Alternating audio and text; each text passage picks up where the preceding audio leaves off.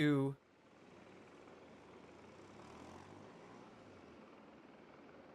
vertical stream territory here.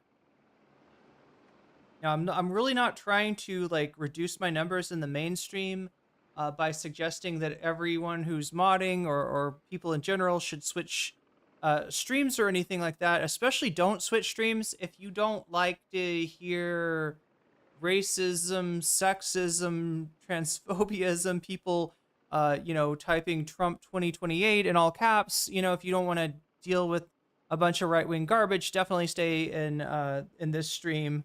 And again, like the vertical stream is something that I do when I am covering something that's of interest to the vertical stream community. I don't know, right? I can kind of tell like what's going to pop off there. So I'll dual stream like I'm doing right now in both in order to in order to bring people the content that they want, or in some cases the content that they hate but they really should listen to, right? If you're joining us in shorts and you think that the protests are riots and that all Trump's trying to do is get these gosh darn dangerous immigrants out of here, then you should definitely stick around. You might learn something. But be prepared to have your preconceptions challenged, because they will be challenged tonight.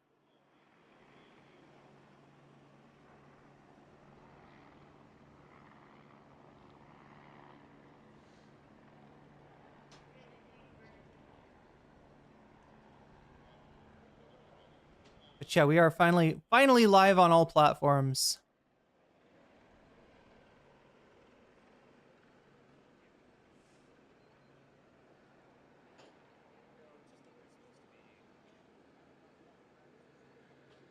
And I think I'm going to add a new mod.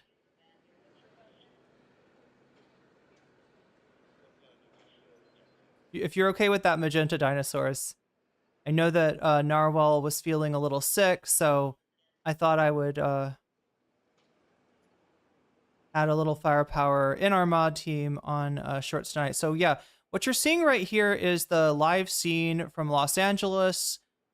This is, I believe, the third night of the curfew, and that's why you're not going to see a lot of the protesters left around. I don't know when exactly it starts, but there's a certain time period in which if you're there and you're not local, right? You're not going to work. You don't like live there. That the cops may arrest you. They have why they declare curfews, so that they can just have the right to arrest anybody and everyone in the area.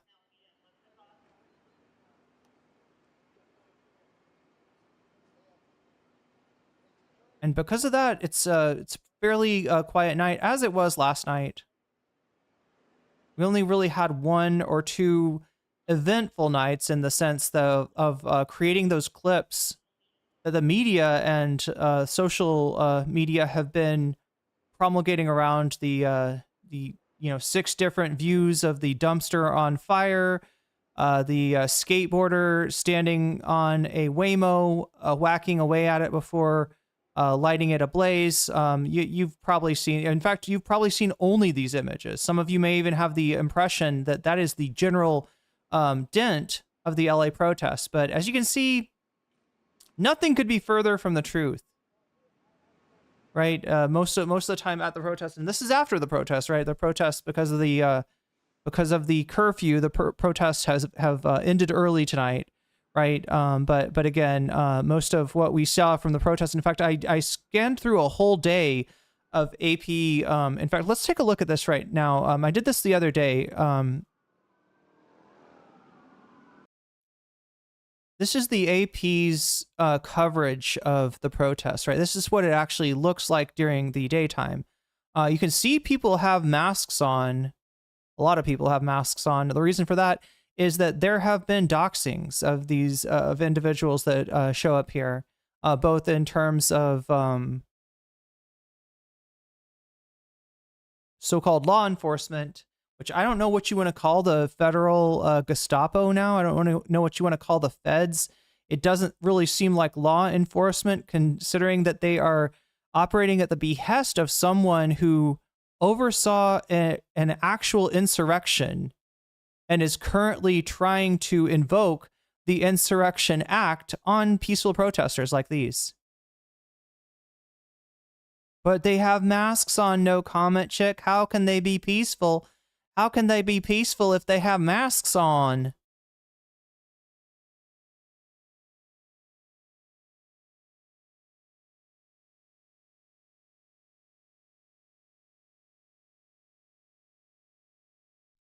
But yeah, this is a scene from earlier today, just so you know why it's light outside. It is not daytime in Los Angeles anymore. This is what LA looks like right now. But I'm just showing you a more... I'm trying to give you like a broad swath of what went on today. And then we're going to move on to talking about, let's see. We're going to talk about the Israeli attack on Iran. We're going to talk about the new court order ordering Donald Trump to relinquish his control of the California National Guard. Just as Gavin Newsom said, the way that Trump mobilized the National Guard, the way that he federalized the National Guard wasn't actually legal, at least according to this court that's weighed in. And so it looks like he is going to be, it looks like the National Guard is going to be leaving LA, which is probably a good thing. Hey, if you don't want this escalating, if you don't want more confrontation, property damage, violence, and bad vibes, right, getting the National Guard and the Marines out of there is actually a good thing. They were never needed in the first place. They were just needed to sell a narrative of the Trump administration claiming that the LA freaking PD was not capable of handling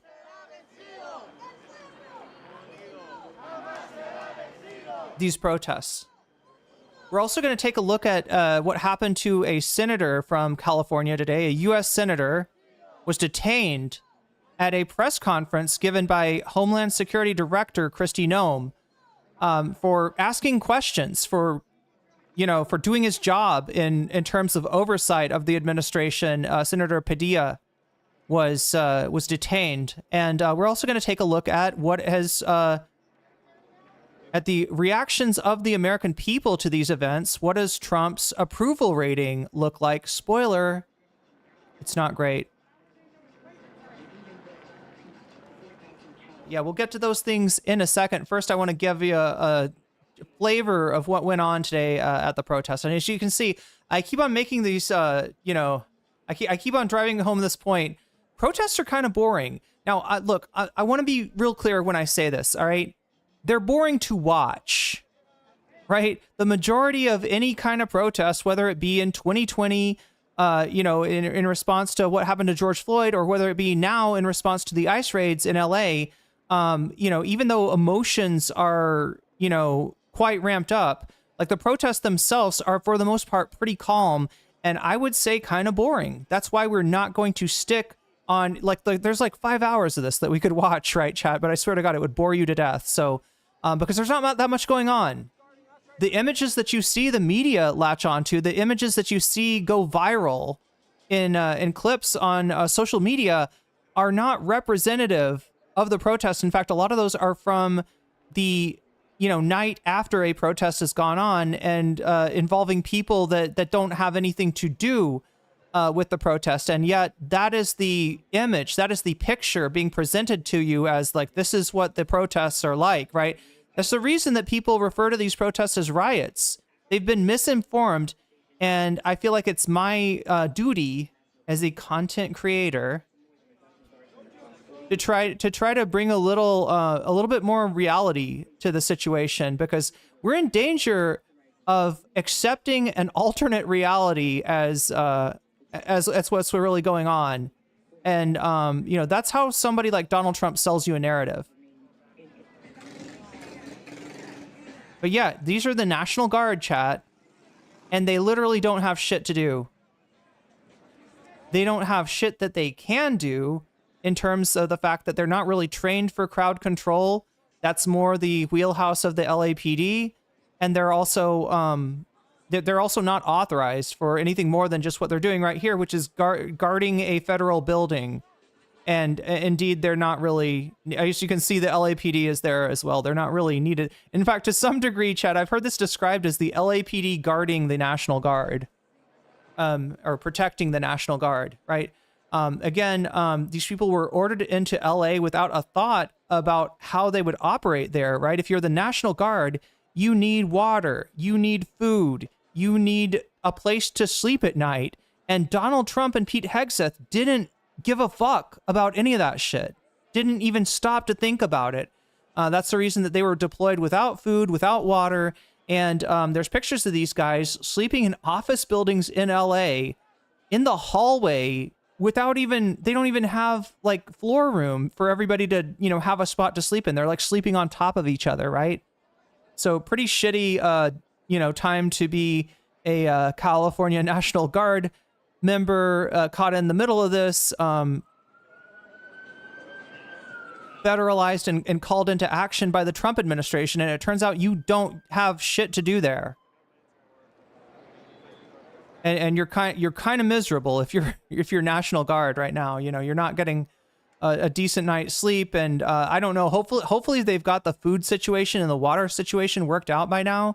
They also didn't have the training they needed. Chat. These people had to. There's images of them getting trained by the LAPD to do things like crowd control, because they don't have, these particular troops do not have you know, the requisite training in you know, what they need to do to just even assist the cops, let alone you know, if this really was a situation where the LAPD and the sheriff's office, the sheriff's deputies were not sufficient for handling what's going on. As you can see, though, it's just a protest.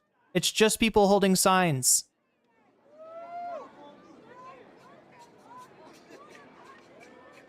And like I said, that's why I say, you know, for watching, as far as being somebody that's watching, protests are boring. Now they're not. I want to make sure I'm clear on this. I'm not saying don't go to a protest because it's boring, because I feel like the first day I covered this, I kind of left that impression that it was like, yeah, protests are lame. That's not at all what I was trying to say.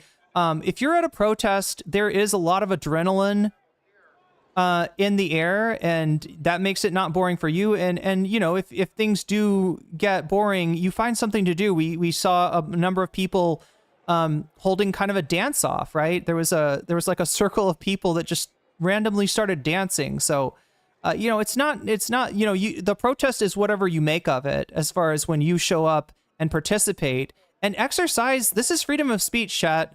Like, if you believe in America, if you believe in rights, if you believe in the First Amendment, right, this is what that looks like. And if you don't like it, if a protest fucking triggers you because you're some kind of a super fan of a former reality show, former failed real estate magnate, failed casino magnate, that you are viewing as some kind of a demigod, then, you know, you don't love America. You don't love the Constitution, certainly. Because this is just basic Bill of Rights shit here.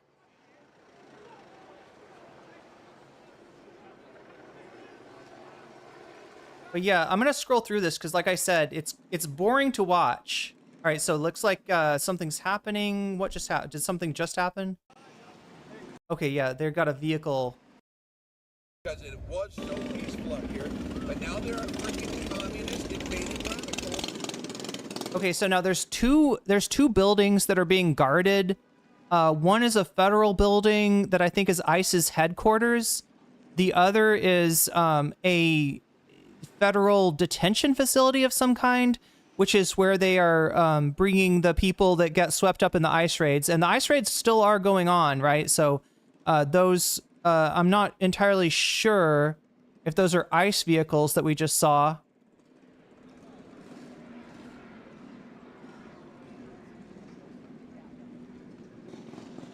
I kind of want to get a better view of these cops too, right? Police. Wait, I want to see if I can. Oh, let me turn. Let's see if we can 720. Can we get 1080 here?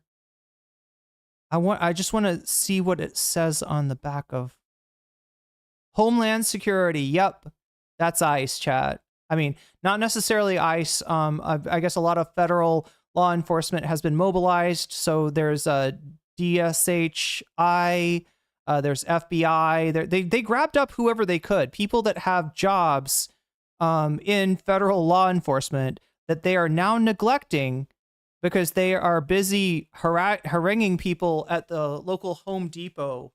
They are chasing, they are chasing agricultural workers across the field, right? But yeah, they Trump, grabbed up as many feds as he could to bring them here to assist ICE in this ridiculous mission to try to meet Stephen Miller's quota of 3,000 deportations a day is what they want. I believe sometime during last week they got up to 2,000 something per day. One of the days, but yeah, I mean the rest of the time it's been half of the quota or under. So they're still not keeping up with their quota. In fact, chat, up until I think it was May, Biden had deported more people than Trump had, right?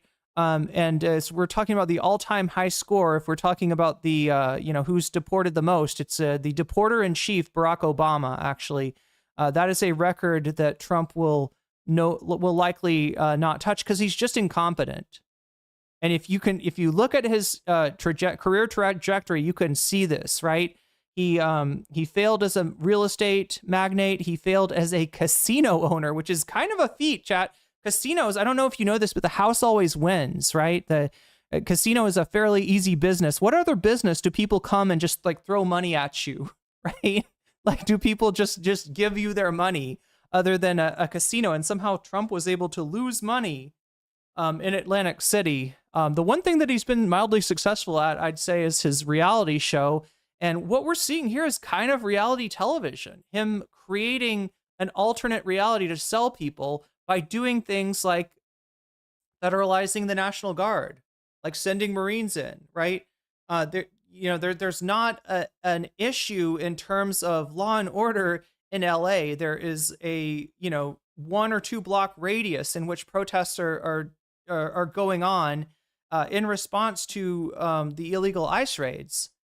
But it's nothing that the LAPD cannot handle, right? So, but if Trump sends in the National Guard, then he can be like, oh yeah, it was a shit show. Everything was on fire. You saw the pictures of the fires, didn't you?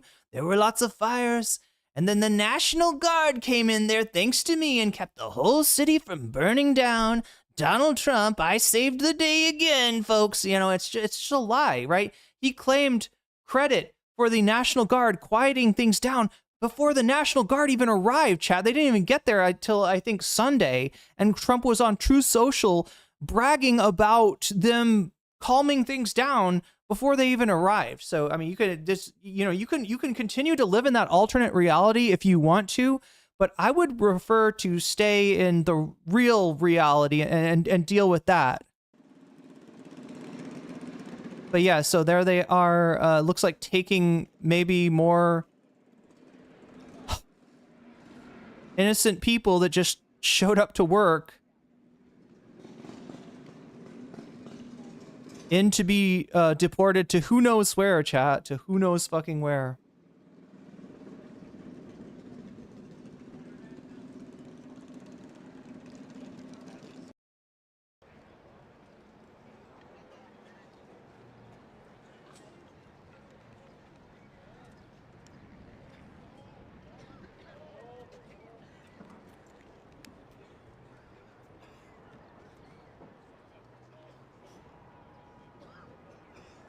It can be that we're all entitled to our own opinions.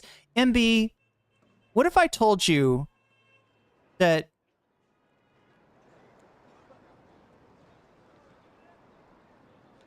we can be all but entitled to our own opinions? Yeah, until I tell you that I think that like video games and movies are real life. And then you start to worry about my sense of reality, right? We can have our own opinions about what reality is. But if I think that Persona 2 is real life, you might be concerned. You might be concerned about me. And if you think that Trump world is real life, I'm kind of concerned about you. I don't have a lot of faith in your opinions. You're entitled to an opinion that is obviously wrong, that is a distortion of reality. Sure, you can go ahead and walk around with your head up your ass, but I'm going to tell you that to everybody else not sucked into Trump world, you're going to look like your head's up your ass. And that's what you look like right now in my chat. All right. So just think about that for a second. Just ask yourself a question. Is there a difference between reality TV, which is what Trump does, and real life? Is there a difference between a situation in which the LAPD has this more than handled? This is in a small little area in Paramount and Compton, and there's no need for National Guard or Marines, and Trump world where the entirety of LA is on fire. And our brave men and women are fighting the evil criminal immigrants, right? I'm sorry, I'm just like, there's only so much I can take of you walking around with your head up your ass like that without pointing out that you got your head up your ass and you're not seeing reality. You can have whatever opinion you want to, MB, but I would invite you to rejoin reality because it's not safe, right? It's not safe to walk around with your head up your ass, all right? You literally don't know what's going on. But hey, you're here, so that's the first step. That's the first step. I'm glad you're here. Apparently you need this stream.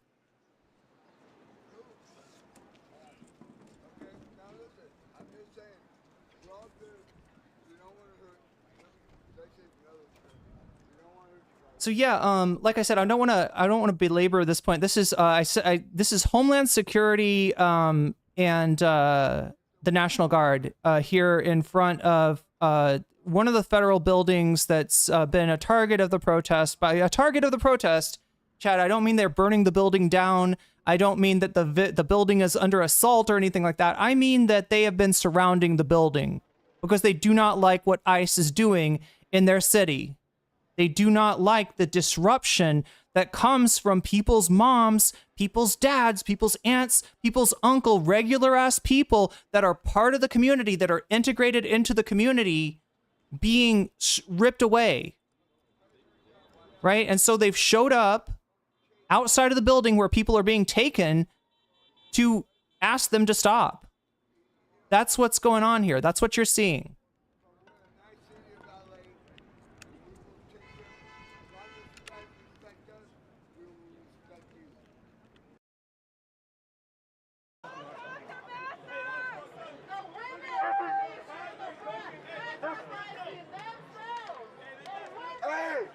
They've also given the last warning.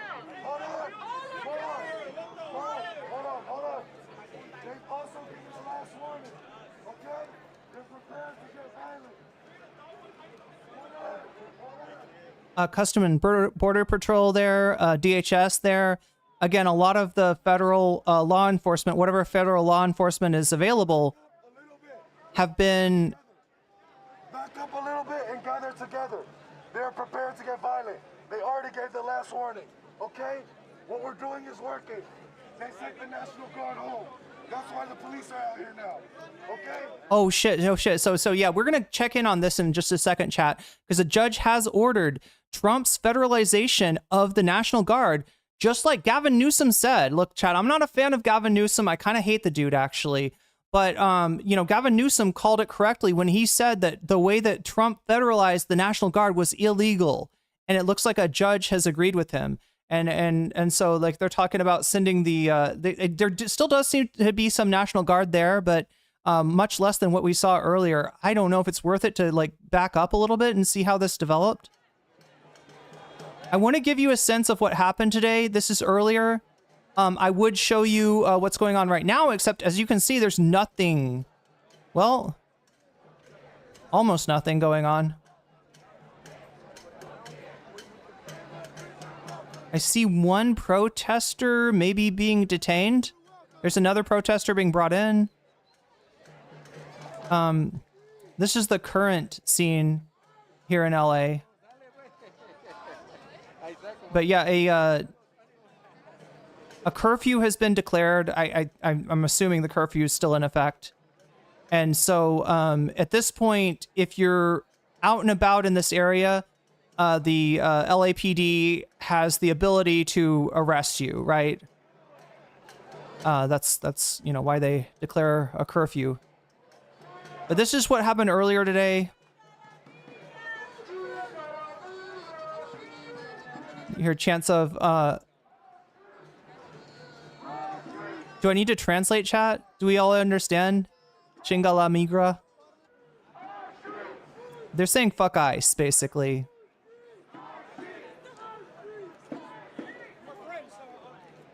You can see the flag of the New California Republic. Two-headed bear. I want you guys to notice something. Hold on. I want you guys to notice something. Notice how the police are in the front. The police are in the front now because these motherfuckers gotta go back home. The National Guard has been sent back home. The National Guard has been sent back home. Hey, what we're doing is working. What we're doing is working.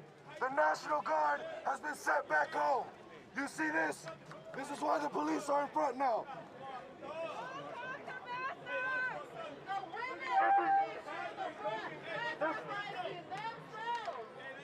Hey, they've also given the last warning. Hold on. They've also given the last warning. Okay? They're prepared to get violent. Hold on. They're prepared to get violent. They're prepared to get violent. Okay? So let's back up a little bit. Let's gather together. Back up a little bit and gather together. They're prepared to get violent. They already gave the last warning. Okay? What we're doing is working. All right, thank you very much. I'm joined right. That's why the police are out here now. Okay? They say they have to go home now. I'm going to see if I can find us a report on the judge's decision that has caused the National Guard to be sent home. We're also going to be covering the incident today at a Department of Homeland Security news conference with Senator Padilla being manhandled and deported.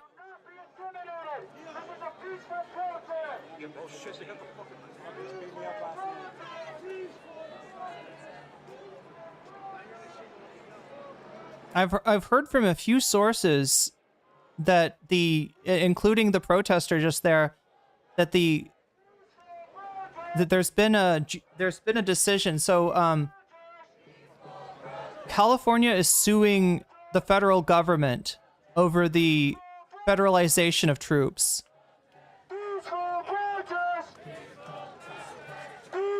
And from what I understand, the result is that the National Guard is being sent home.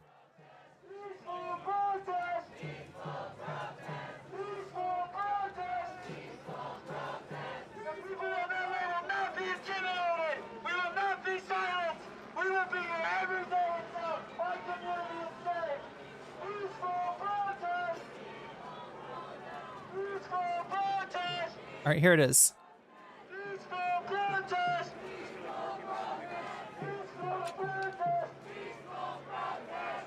Governor Newsom is speaking right now after a federal judge ruled against the Trump administration, ordering Trump to return control of the National Guard to Newsom. Let's listen. Those cornerstones that he claimed or asserted were not met. Section 12, 406, clearly there's no invasion, there's no rebellion. It's absurd. And so No Pen Not Today says another judge already blocked that ruling temporarily. Yeah, there's been several rulings, right? The initial ruling was not to grant the injunction. Of a new day in this country where we push back against overreach. We push back. This is 6:30 p.m. Tendencies of a president that has pushed the boundaries, pushed the limit, but no longer can push this state around any longer. Happy to take any questions. When are they sending the Marines? They're already there. They just have nothing to do. At what happened to Senator Padilla, not through the blue or red lens, but through your own set of eyes. And just tell me that that's right. Here's the United States Senate. How is this not an invasion? They're holding the flags of foreign countries.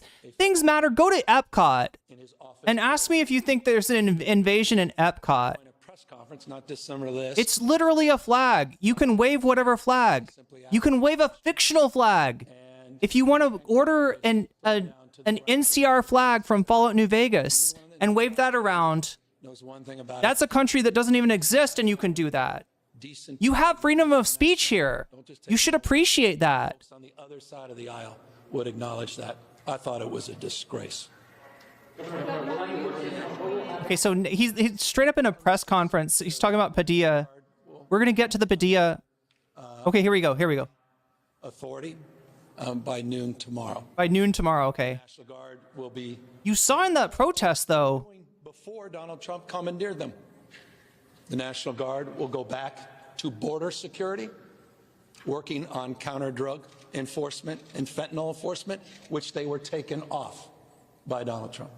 The National Guard will go back to working on what we refer to as the rattlesnake teams, doing vegetation and forest management, which Donald Trump took them off in preparation for wildfire season. The National Guard, men and women, will go back to their day jobs, which include law enforcement, that he took them off the job. Just want you to all absorb what I just said. By the way, you don't have to absorb it. You'll have an opportunity to review that in the 36-page order from Justice Breyer that laid that out. And they'll come back under the rightful command of the governor of the state of California. Governor, what about the president will honor those orders? Plan to demonstrate on Saturday in response to this military event? Do it peacefully. It's a vulgar display. It's the kind of thing you see Kim Jong-un, you see it Putin, you see it with dictators around the world that are weak and just want to demonstrate strength. Weakness masquerading as strength. To fet the dear leader on his birthday.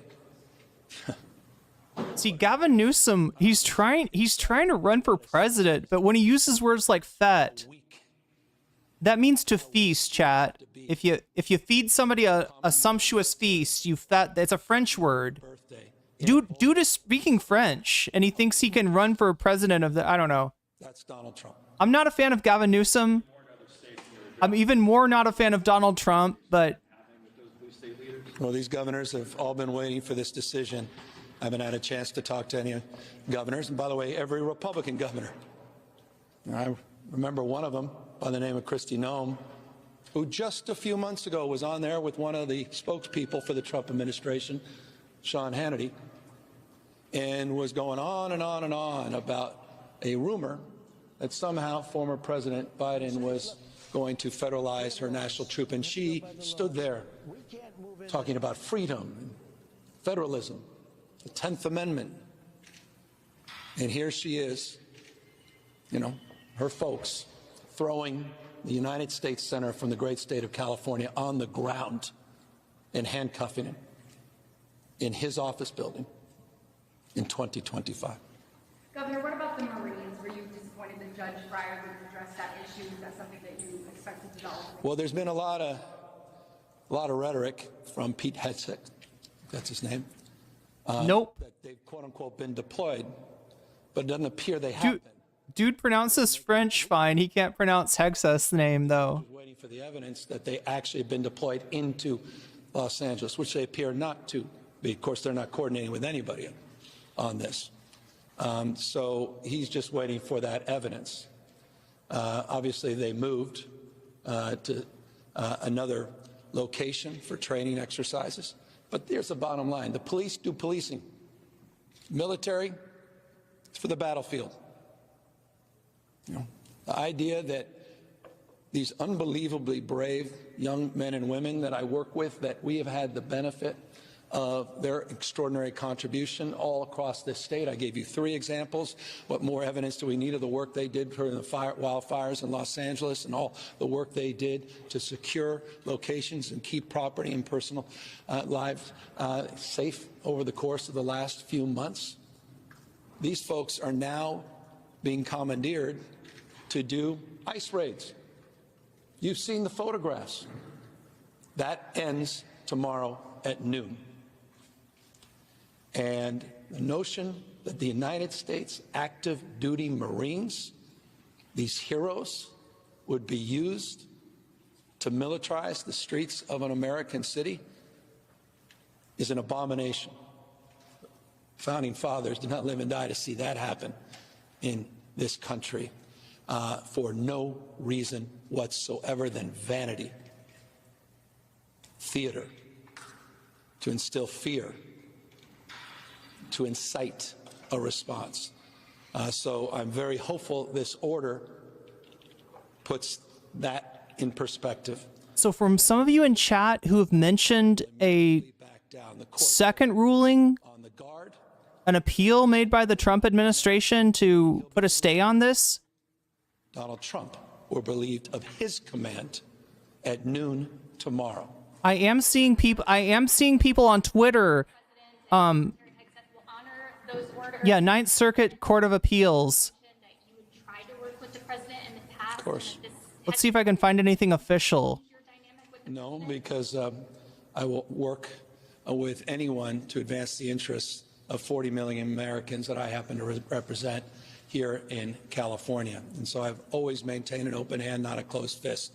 But I also am going to stand firm and tall and push back against lawlessness, against someone that does not believe in the rule of law, does not believe in constraints, does not believe in the Constitution, who is threatening judges, that threatens not to abide by orders, and Donald Trump better abide by these orders, or we have a constitutional crisis. Like this is weird. Our lifetime. All right, so, oh my God. Will be determined by fate and future, but also fundamental. All right, I'm trying to get to the bottom of this for you, chat. Now, one thing about the platform of YouTube is that it tends to react much slower than, say, Twitter in terms of new developments. What we've got here is the state of California sued the Trump administration over the federalization of the National Guard. A judge overruled, the initial ruling. They asked for like a stay. They asked for a temporary restraining order to, return the National Guard. They did not get it. Now that was like on Tuesday, I think, right? Today is Thursday. The case went forward, and there was the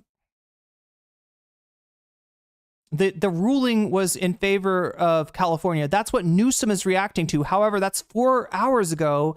And like I said, this is a fluid situation. Any ruling can be appealed. Some people in chat are claiming that it has been successfully appealed. I've seen some people on Twitter referring to that. What I haven't seen, though, is I'm looking right now. I'm trying to find an official source, right? I found a Fox News. Somebody said that the judge's order returning the National Guard to California was appealed, and that another judge had put a stay on that or whatever, had flipped it again. And they linked a Fox News article that I'm looking at right now. However, the Fox News article isn't really saying what they claim. So I'm going to see if I can find officially where we're at right now and give you that information. Then we'll move into talking about more of the subjects that came up today. Things like Senator Padilla's detainment at Homeland Security press conference, trying to ask Kristi Noem a question, and he was manhandled and cuffed and detained. He's been all over television and all over the internet being interviewed about that. Let's see, what else do we have? We have the ruling, we have Senator Padilla, and then we're going to take a look at Trump's approval rating, right? We've got our first look at how this whole thing has affected the invasion of Southern California, has affected Trump's approval rating. And chat, it's not good. It's not looking good for Trump, right?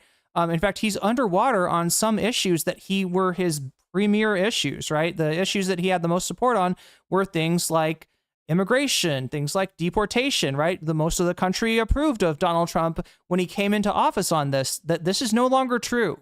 This is flipped, and I'm going to say it is due to Trump's overreach, his Gestapo tactics, and going in and into Home Depots, taking out people's aunts, uncles, moms, dads, grandmas, grandpas, and breaking up families. Trump is at 38% according to the latest Quinnipiac poll, and when we look deeper into those figures as far as his approval on individual issues, especially immigration and deportation, he's lost a lot of ground. So whatever you think about the protests, they are cutting against Trump. By whatever decision he makes. That's how things break down. It's a federal judge with a federal order. Period, full stop. It's the rule of law. These are the foundational principles of a constitutional democracy. He must work under the constraints as a constitutional officer of the Constitution of the United States of America. That's what this court order demands of the President of the United States. He is not a monarch, he is not a king, and he should stop acting like one. Governor, when's the last time you spoke to the president? I spoke to him on Friday night. He had a mysterious conversation with me 3 days later. You can't Sorry. What Gavin Newsom is referring to is a press conference at which the president said that he had talked to Governor Newsom yesterday or something like that, right? And the conversation wasn't like it's Trump having a Biden moment. Actually, Trump is kind of Bidening. His brain is going. He's not remembering things. He thought he had a conversation with Gavin Newsom the night before. Turns out it was like 2 or 3 days before. That's what Newsom is talking about there. When's the last time you spoke to the president? I spoke to him on Friday night. He had a mysterious conversation with me 3 days later. You can't even make this stuff up. Attorneys for the government seem to read out that conversation. Yeah, again, the tangential story, the side story to this chat is Gavin Newsom's potential presidential run in 2028. So we're kind of tracking that along with this. Newsom had really lost a lot of popularity from some of the things that he tried to do to adapt to the new environment of the Trump administration, right? There were a lot of Democrats that ran around with their hair on fire thinking, oh my God, we fucked up. What do we do? What do we do? We got to be more like Trump. We got to be, we got to do this. We got to do that. And in Gavin Newsom's case, it was like, I'm going to start a podcast because the Democrats need to get into podcasting, right? These Democrats that think that Joe Rogan is the reason that they lost the election, not that Kamala Harris and Joe Biden are the reason that they lost the election. But no, they want to think it's about podcasting. So he started a podcast, and his podcast was like, let me bring on Charlie Kirk. Let me bring on just like all kinds of right-wing ghouls and break bread with them in hopes that, I don't know, maybe he could change a few minds on the right wing and, shore up a few points to be able to, run against whoever runs on the Republican side in 2028. That actually backfired on him. People that had supported him previously withdrew their support. And, Gavin Newsom is a great example of what we call a loser liberal, a liberal that thinks, what we just really need to do is be more like Republicans. People seem to really like Republicans. If we could be more like them, I bet we'd get the voting public on our side. And it didn't work in the 80s. It may, people credit the election of Bill Clinton for that, but really the reason Bill Clinton was elected was because Ross Perot ran as a spoiler candidate. So they like to think that that hedging right is somehow helpful, but it really never has been. And all it does is give the Democrats what has really defeated them, which is an authenticity crisis. People don't think that Democrats are authentic. People don't think that the Democrats mean what they say, because if they lose an election, they'll change their fucking whole they'll change their whole mindset, right? Based on that. And so you're just looking at somebody who's sticking their finger in the air, seeing which direction the wind blows and saying, these are my policies, right? It's not somebody that, you know, Trump, even when his when he is proposing really bad policies that everybody hates, he says it with his chest, and that is at least authentic. That's something that the Democrats have lost. So unfortunately, the way that they should emulate Trump maybe is to be more real. Instead, they are trying to emulate his policies. Instead, they are trying to cave to him on issues like immigration, on issues like trans rights, in hopes that, do you like me now? Do you like me now? No, we don't like you, Democrats. You're fake as fuck. As bad as Trump's approval ratings are, which we're about to see, the Democratic Party's approval ratings are even worse. Right. And that is because there's not enough fight against Trump. You're seeing a little bit of that from Newsom, which is making people think that he might be able to run for president, that he might, his fortunes may have turned. Right. Him getting in a fight with Trump actually makes him look good, actually, you know, gets people behind him and such. But again, there's just so many things about Newsom that are like antithetical to a successful presidential campaign. I mean, this shit works in California, right? Because California is full of a bunch of rich liberals. However, we'll see how it plays in nationally, right? Because, you know, just to me, Gavin Newsom looks like he's trying to sell me a used car. It looks like he's trying to sell me insurance. It looks like he wants to give me a business opportunity to get in on the ground level at his MLM, right? He looks like a fucking scam artist, right? So in that way, yeah, he does have something in common with Trump. Officer of the Constitution of the United States of America. That's what this court order demands of the President of the United States. He is not a monarch, he is not a king, and he should stop acting like one. Governor, when's the last time you spoke to the president? I spoke to him on Friday night. He had a mysterious conversation with me 3 days later. You can't even make this stuff up. Okay, so yeah, this is what I was complaining about. It's like you and I, sorry, Gavin, you and I know that Trump could not remember the day that he called you. And that this does seem to be, yeah, like if this was Biden, we'd be talking about his fitness to be in office, right? But this is Trump, so somehow, you know, it's just out of sight, out of mind. But again, you know, Trump doesn't remember what day he talked to Gavin Newsom. He's trying to make a point. He doesn't make it very effectively because he assumes that everybody's got their head in the news as much as he does, right? Most people do not know about that press conference. You gotta kind of say what you mean. Another reason that I don't think that Gavin Newsom will be president, right? Despite the fact that he is his chances definitely improved since Trump picked this fight with him. Do you have a readout? Oh, I would love to share the readout, but I revere the office of presidency, so I'll keep it in confidence. He has quite literally made up components of that conversation. He's been a stone-cold liar about what he said we talked about. He never discussed the National Guard, period, full stop. I would love to share with you what he actually talked about. It would send shivers up your spine. Attorneys for the government, though, today seem to imply that Friday call, that you might have been aware that this was coming, or can you confirm whether or not you knew that this was coming, this order was coming? Of course not. Yeah, no, absolutely not. We were back and forth with Susie Wiles as chief of staff, and then called mayor of Los Angeles, saw a missed call from the president, called him back. I actually texted him back, you want full disclosure, and he called me right back. We discussed for a nanosecond Los Angeles, and he immediately zigged and zagged into 7 or 8 other topics, some extraordinarily familiar and some extraordinarily remarkable, considering the world we're living in. So how did you find out? I learned about it when I saw some tweet about Governor Newsom, a nickname, by the way, that's hardly original. I'm sorry, it's Newscom. There was an 8th grader on Baltimore Street in Corte Madera that used to call me that.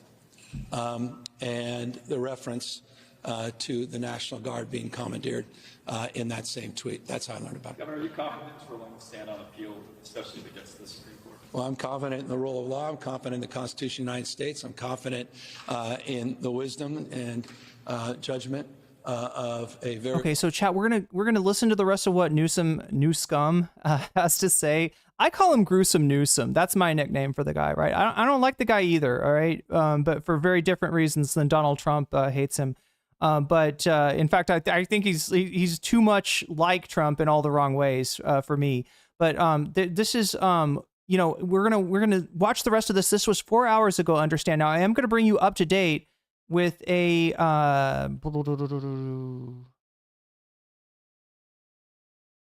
updated 1:02 a.m. Eastern time. What is it right now? It's 11 on the West Coast.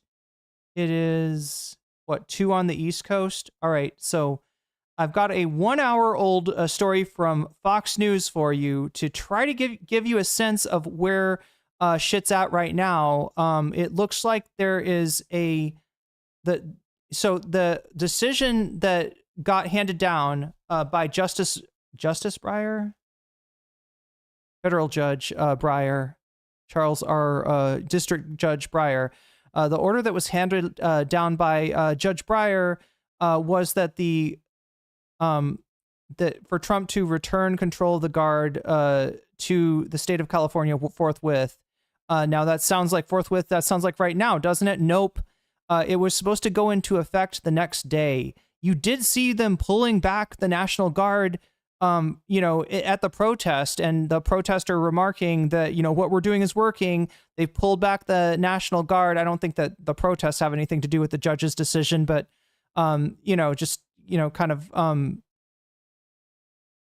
they'd gotten the word at that point that this ruling had come down. My understanding, though, was that that they had until the next day, right?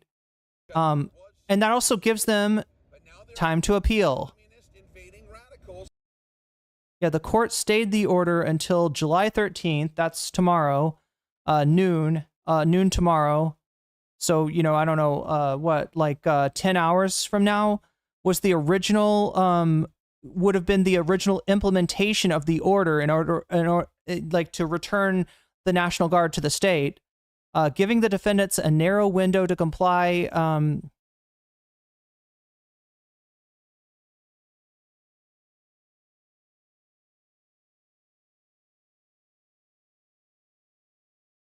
On Thursday evening, the government's emergency motion led to a temporary stay by the Ninth Circuit Court of Appeals of the district's court's restraining order. Yeah, we'll get into this, chat.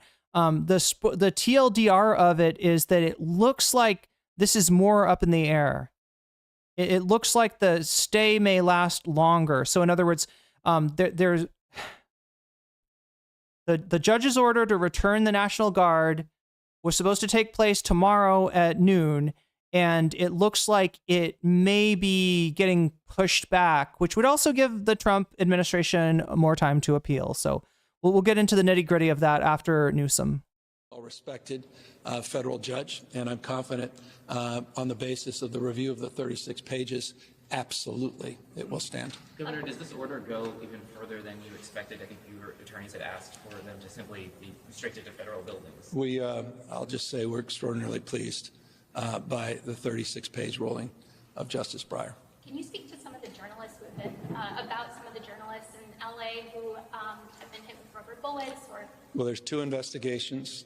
The one we initiated with the California Highway Patrol, and there's one that has been initiated independent by the LAPD. And people should feel safe. Reporters absolutely should feel safe. And we'll get to the bottom of it. I don't want to prejudge, but I'm concerned about them. That's why we advanced the investigations. Governor, today in San Francisco, immigration attorneys tell us that there were 3 additional folks who were detained while heading into the ICE court offices on Sansom. This is some of just many detentions we've seen at courthouses and immigration offices in the Bay Area around the state. And many of these people, their attorneys are telling us they have complicated technical cases. What are your thoughts about seeing these detentions occurring in your communities around California? Well, he's on, let's just dispense. This is not about criminals. If it's about criminals, got no beef with me. We want to secure our border. We need comprehensive immigration reform. We need a pathway to citizenship for people being here 10, 15, 20 years, contributing, paying their taxes, being remarkable members of our community. But that's not what this is about. I was in Oxnard, California, and Ventura County yesterday, met with three people directly impacted by indiscriminate raids. I met a 12-year-old boy in 6th grade, weeping, crying, tears pouring down his face. His mother and father were both detained. They disappeared. He has no brothers, no sisters, no family. He quite literally is on his own, abandoned. That's Donald Trump's America. 20-plus years, his mom and dad working in the same fields, doing the same packing and shipping. 20-plus years.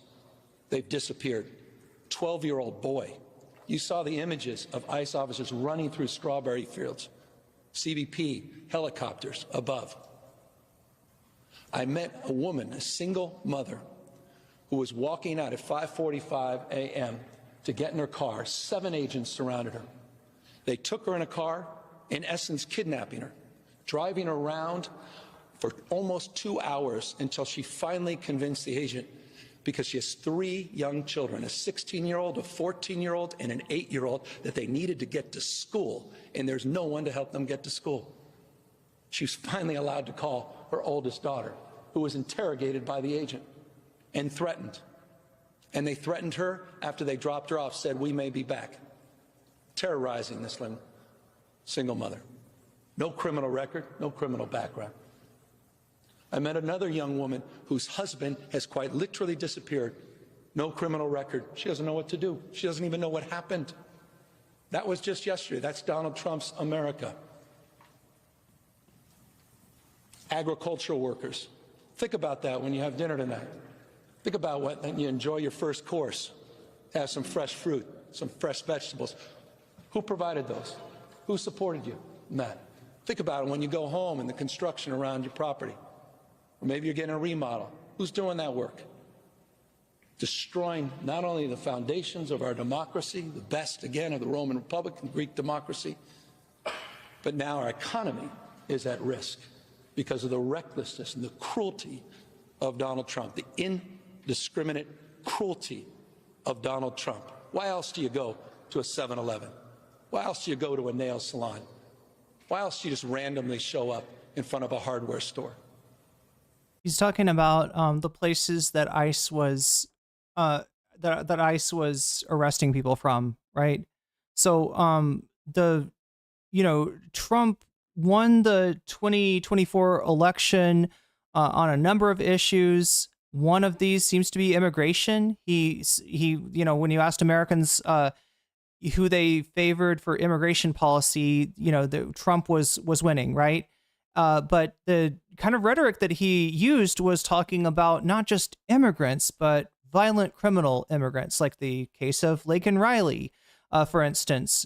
And this isn't representative of undocumented people in our country at large. If you look at the rate of crime committed by undocumented Americans, of people that are here without documentation, it's lower than for American citizens. Right. And it makes sense, kind of, if you're in a country and your papers are not in order, you're going to keep your head down. It doesn't make sense for you to be doing crimes, even if you were a criminal or something like that. Right. So that was a misnomer to begin with. But Trump gave the sense that Biden was somehow, people were coming into court and, they get convicted. And then at the end of it, they'd be like, oh, but he's an immigrant, so let him go. The Biden administration was just letting people go. Right. Obviously, that's not happening. Obviously, you would have to have your head up your ass to think that. But unfortunately, chat, millions of Americans did have their head up their ass when they voted on Election Day 2024 and Trump won. But what they voted for was to get out dangerous, violent criminals, right? And the fact is that the Biden administration, for all its faults, did not have a problem prosecuting and, yes, deporting dangerous, violent criminals, right? So there really wasn't a lot for Trump to do in terms of that, right? They went through with their deportation plan, and they just weren't moving along fast enough. Trump wants to deport 1 million people in this year alone. He wants to deport 11 million people by the end of his term. That is probably impossible, and the only way that it would be possible would be with something along the lines of concentration camps, right? You know, that big of a, you really have to turn the country upside down and turn it into an authoritarian police state to do something like that, which kind of looks like what Trump is going for right now. But, it was going too slow. It was going so slow that for the first 3 months of this year, chat, Trump was deporting less people than Joe Biden had, and a lot less people than the all-time record holder as far as deportations. Anybody know who it is? Anybody want to know? Tell me the U.S. president that holds the record for deportations. It's not Donald Trump. It's Barack Obama, actually, right? So, nowhere along there. So Stephen Miller started to get butthurt. He started to get his undies in a bunch and get really, really mad. And he brought in ICE people and he yelled at them. And it's like, why aren't you deporting more people? And they're like, I'm sorry, we can't find any criminals because there like aren't any. We want to go for the criminals, right? Criminals. He's like, no, I don't give a fuck about criminals. Go into Home Depot. Go into Home Depot. Go to the nail salons. Go to the fields where they're picking crops, right? And just start arresting people. Right? And that's not what Americans voted on. They were sold a bill of goods on Donald Trump that there's all these illegal criminals out there, and there just aren't. So now they're going in, they're rolling up, moms and dads, people that are integrated into their community. When you do that, when you rip somebody out of people's life, do you understand what I'm saying, chat?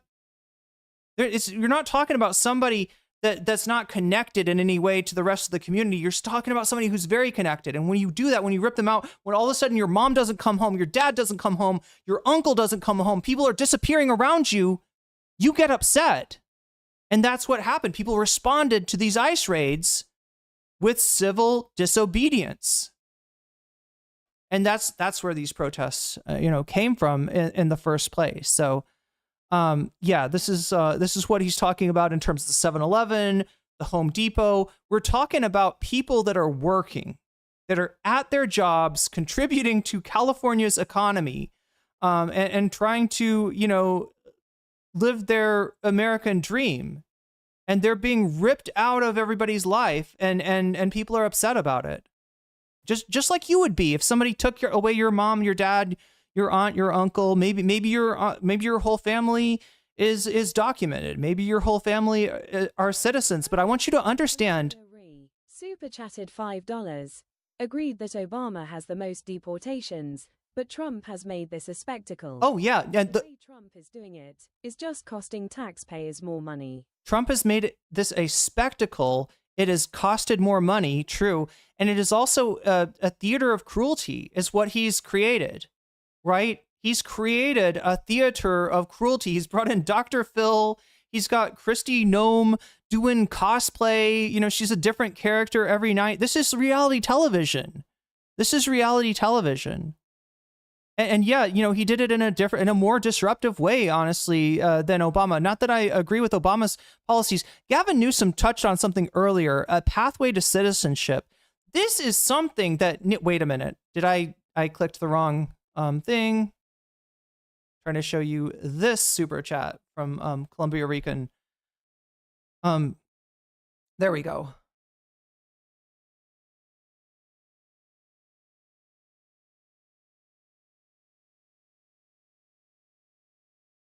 Why else? It's not about criminals. That's about creating chaos. And I do not believe the American people, the majority of the American people. What I was saying earlier was that if your family all has citizenship, that's great for you. All right. But I want you to understand that citizenship and the being in this country legally is something that can change with an executive order from an autocratic madman trying to turn our country into a fucking dictatorship. At the end of the day, chat, your citizenship is just paperwork. That shit can be revoked. And he does seem to be moving systematically through, starting with people that everybody agrees with. Okay, if they're a criminal, if they're violent, yeah, get them out of here. And then, going to people that have, overstayed their visas. But, at this point, he's revoking people's status, right? And the question is, how far will that go? Chat, we have a thing in this country called birthright citizenship. That means if you were born in this country, you get to be a citizen. Donald Trump and his legal team are right now working on trying to take that away from people, right? So don't get too comfortable if you think that this shit won't come for you. If you think that this shit won't touch you or your family, it very well may. It very well may by the end of this, right? And you'll wish that there was somebody there to stand up for you. That's why I want you to consider standing up for these people. Standing up for hardworking Californians that are just trying to, live their life and support their family, right? That's who they're targeting right now. And that's why they're getting this kind of pushback from California. People support that. Quite the contrary. And so this decision was important because it's about constraints. It's about limits. It's about our democracy. And that's why we're very grateful by the order. Thank you, President Trump does not abide by this order? Well, I think the courts will. I think look, I'm counting on these separations of power. It's the co-equal branches of government. Co-equal, Mr. President, branches of government. He's eliminated one, or they eliminated themselves. That's called Congress. Speaker Johnson, who his eloquence was elevated when he called to, quote unquote, tar and feather the governor of California. That's the speaker. Very religious man. I guess that's the spirit. We're talking about MAGA Mike Johnson here, the guy that is on an app where his son looks at his porn watching habits and he looks at his son's porn watching habit. Yeah, he's a very religious man. That's an interesting religion. That's an interesting religion. Sharing your spank folder with your son. That is some interesting shit right there. The word, the Lord. Peaceful up here, but now there are freaking communists invading radicals. He's abdicated any oversight and responsibility over the President of the United States. There's one branch remaining, and that's the judicial branch. So my response to you is we count on the judicial branch. But there's also, as I said, I ended that speech 48 hours ago. I said there's the most important office, and that's office of citizen. That's all of you. Stepping up, stepping in, and sharing your passion with action. Pushing back against this peacefully, and sharing your voice. And I think this weekend there will be millions and millions of Americans rightfully expressing their outrage, their constitutionally protected right to assemble and free speech peacefully. So he's talking about June 14th, which has been declared No King's Day. It's also the day that Trump is going to celebrate his 79th birthday. And what's he celebrating his birthday with? Well, the guy that bitched about waste, fraud, and abuse in the federal government has spent over $100 million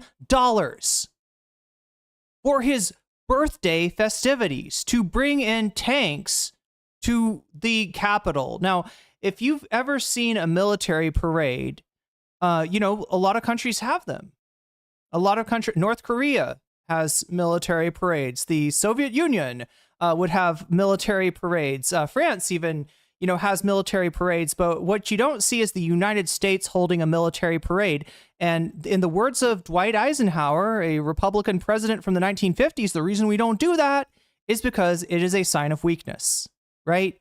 The United States shouldn't need to flex.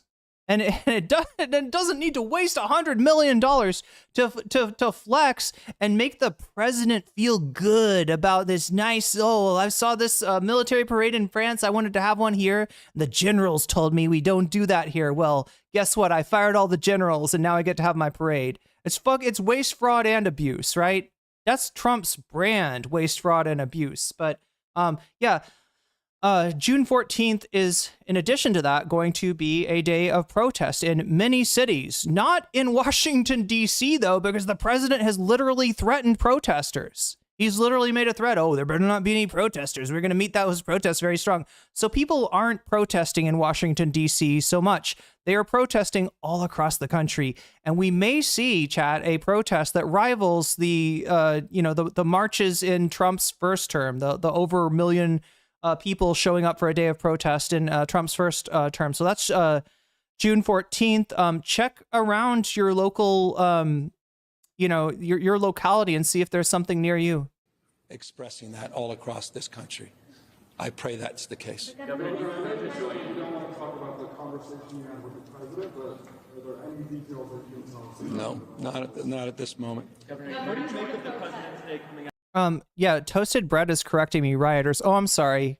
I'm sorry, Toasted Bread. Let's take a look really quick at the people that Toasted Bread is calling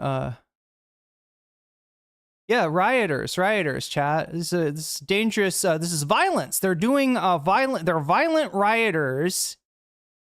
She can see all the violence. Now, chat, I would show you a scene from January 6, 2020. If you want to see some actual rioters, if you want to see people hurting people, if you want to see what actual violence looks like, I'm not talking about whacking away at a Waymo with a skateboard. I'm not talking about lighting a dumpster on fire in the middle of an intersection. No, I'm talking about beating people's asses, beating cops' asses, like, taking actions that ended in people's deaths, right? We do have a very recent example of what a riot looks like, and it's a lot different than this. It's a lot different. The only violence we've seen, chat, is from the cops. They ran some dude over with a horse. They had the horse trample him several times, right? Yeah, we've seen some violence, right? Just not any violence from the protesters. We haven't seen any protesters, chat, beating Capitol Police with American flags.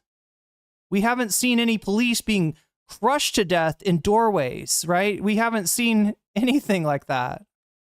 We haven't seen anybody calling for the death of Vice President. Despite the fact that J.D. Vance has perhaps the most punchable face in the history of that office. Not that anyone should act on that or anything.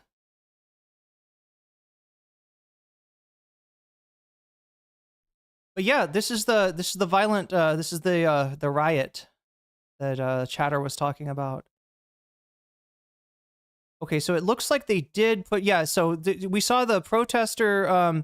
There's somebody who's kind of with the bullhorn who's kind of leading things, and he said they've told us that they're gonna so right here they were closer to the federal building. A protester came up and said, hey, they've let us know that they're gonna move us out and they're gonna start beating people, if you don't get out of here. So it's that guy right back there with he's got his shirt wrapped around his face, looking aesthetic as fuck. Anyway, chat, let me see if I can find the guy that was that guy with the backpack, right?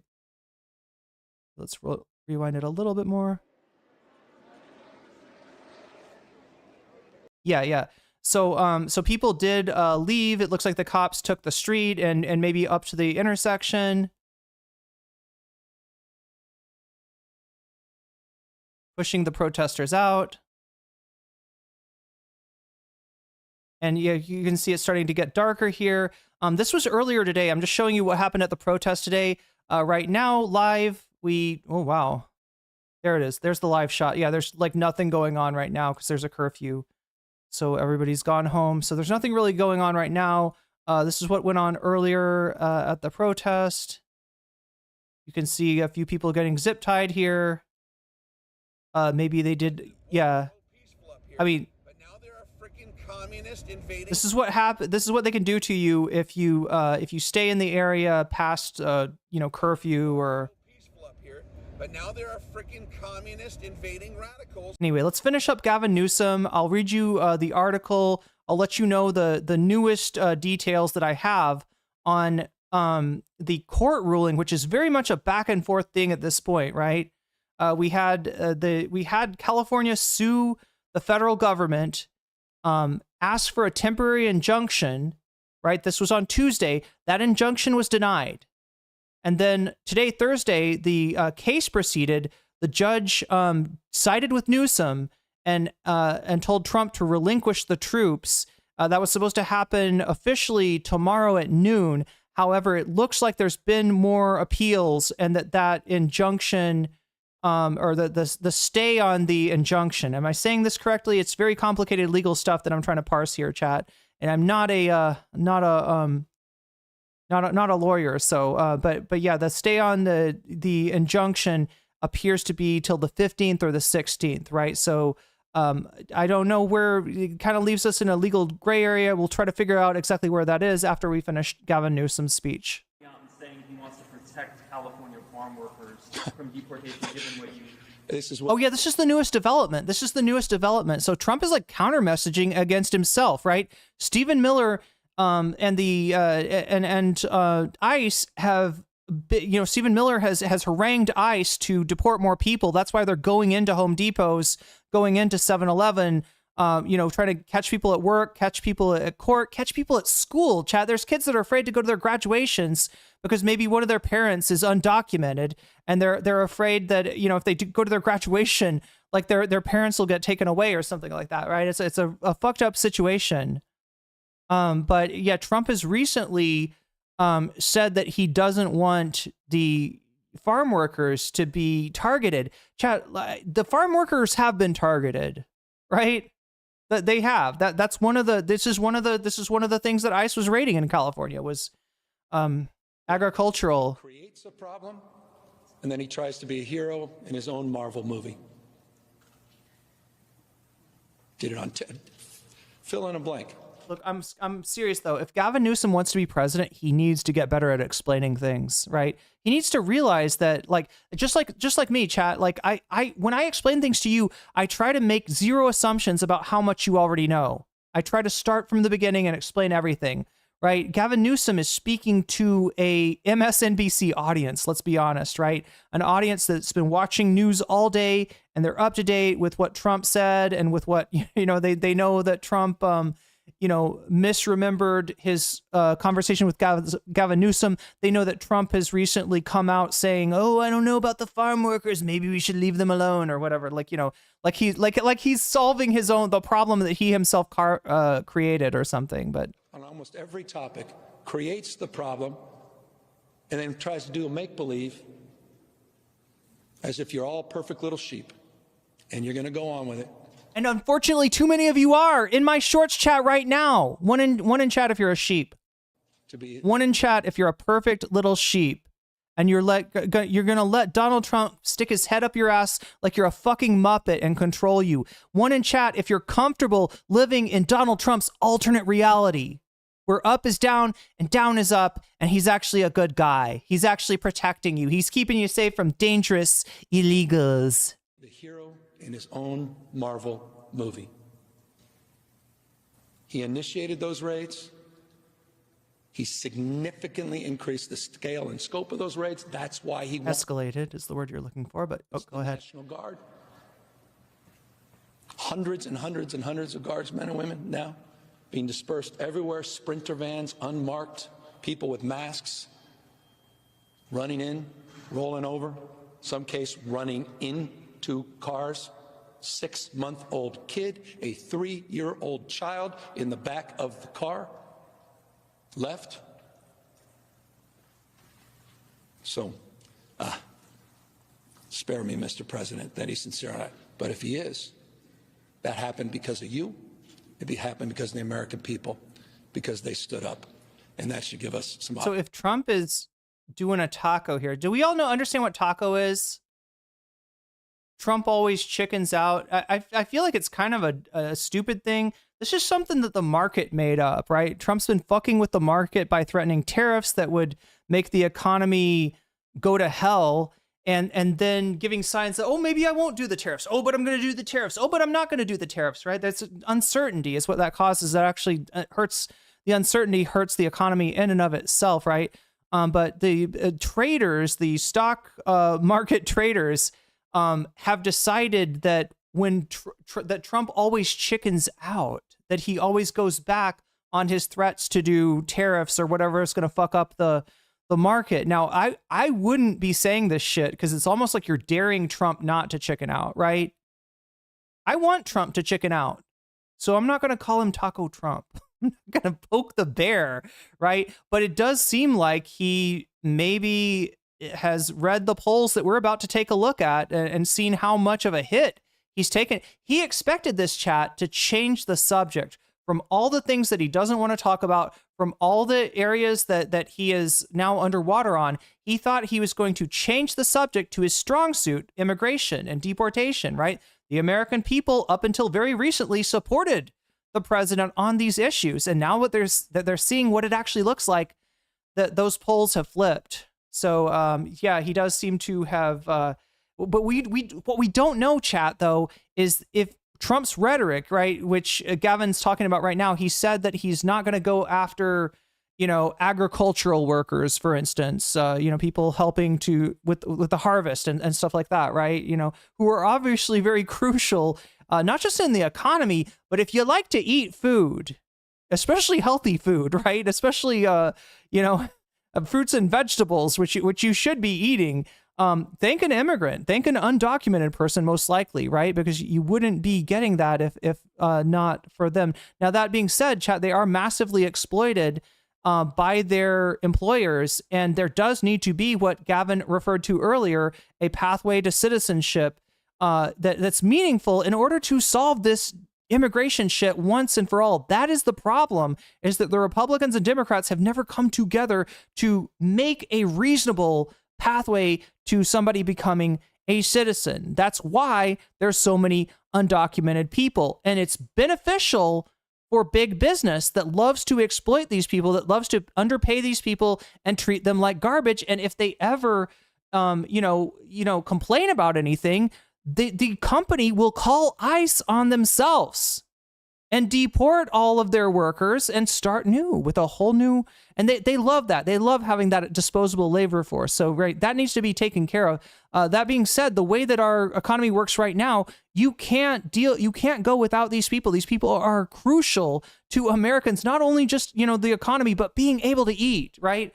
So Trump's acknowledging that, at least verbally. We will see if that is reflected in the actions of ICE going forward. Sometimes there's a bit of a disconnect. Sometimes Trump likes to play, misdirection with, he says one thing and then he does a different thing. So we'll see what comes of that.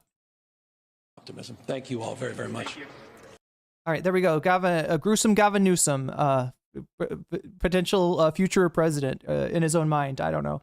I don't think he'll be president. I don't rate Gavin Newsom's chances that high. Let me read you now this confusing article from Fox News, okay? And yes, I'm using Fox News as a source. In terms of their news reporting, they are in terms of the reporting, the facts are going to be the facts, kind of no matter where you get them from. Fox News is going to have some spin to it. MSNBC will have some spin to it, and it's like I don't distrust. I don't expect Fox to like make up a court ruling that didn't happen, for instance. So I feel fine reading you a article, even if it is from Fox News, which I have a lot of distrust for. Anyway. Ninth Circuit grants temporary stay of order for Trump admin to hand back control of California National Guard. Now, if that made your head spin and you don't understand exactly what that means, you're not alone. All right, that's a confusing headline. Ninth Circuit grants temporary stay. Let's deconstruct this. All right. Okay, so the order for Trump administration to hand back control of California to National Guard. Here, let me switch the image, give you something to look at. That's the that's earlier today. That's current. Wait, what? Oh no, they're recycling their footage. These scumbags. I swear to God. Yeah, this is AP. So I'm gonna have to recycle AP's footage since this channel that's supposed to have a live image is they're just showing whatever. All right, so yeah. This is earlier today in LA. Let me try to deconstruct this Fox News article for you. All right, order for Trump to hand back control of California National Guard. So let's start with that. There was an order today by Ninth Circuit District Judge Charles R. Breyer ordering Trump to hand back control of the California National Guard, right? So, but the first part of this title, the first part of this, story title is Ninth Circuit grants temporary stay of order for Trump. So, of that order for Trump to hand back control of the California National Guard, the Ninth Circuit has granted a temporary stay. Those of you in chat who are saying a judge has overruled that, you're wrong. Actually, Gavin lost. It's not. There's a stay. There's a stay on the order, right? So it's a temporary hold, right? But again, things could change. Maybe, will it go into effect? Will it not? There's going to be more chances for appeals and stuff like that, right? Now that there's more time, this order was supposed to go in effect, ordering Trump to return the guard to the state, was supposed to happen tomorrow at noon. It looks like all that's happened since the order was given by Charles R. Breyer is that date, that stay has been lengthened, or so in other words, it won't happen until I think the 15th or 16th. We'll see what it is, right? Okay, so a federal judge has ruled that President Donald Trump acted illegally. All right, so this is the Charles R. Breyer ruling, right? Ruled that President Trump acted illegally, just like we said, when he seized control of California's National Guard during ICE-related riots in Los Angeles. This is Fox News. That is the effect of Fox News. Although, I'll be honest, I don't think the rest of the media is that great about that either, right? A riot sells more, a riot gets more clicks than a protest, right? So there's a perverse incentive for everybody to talk about the protest as if they were riots. But yeah, that's definitely how Fox News is putting it. And that's their spin. That's their bias, right? U.S. District Judge Charles R. Breyer issued a decision Thursday, siding with Governor Gavin Newsom and ordering Trump to return control of the guard to the state forthwith. His actions were illegal, both exceeding the scope of statutory authority and violating the 10th Amendment of the United States Constitution, Breyer wrote. He must therefore return control of the California National Guard to the governor of the state of California forthwith. Now, to me, forthwith should mean immediately. I think that actually what it meant was tomorrow at noon, right? This is legal mumbo jumbo here. So the judge continues. Federalism is not optional, the ruling states. Even the president cannot legislate by fiat. Not yet, but he's working on it. He's working on he's already made the Congress moot, right? He's already essentially neutered one branch of the balances of powers. He's working on the legislative branch now. So yeah, we'll see if that if the guardrails actually hold with Trump, right?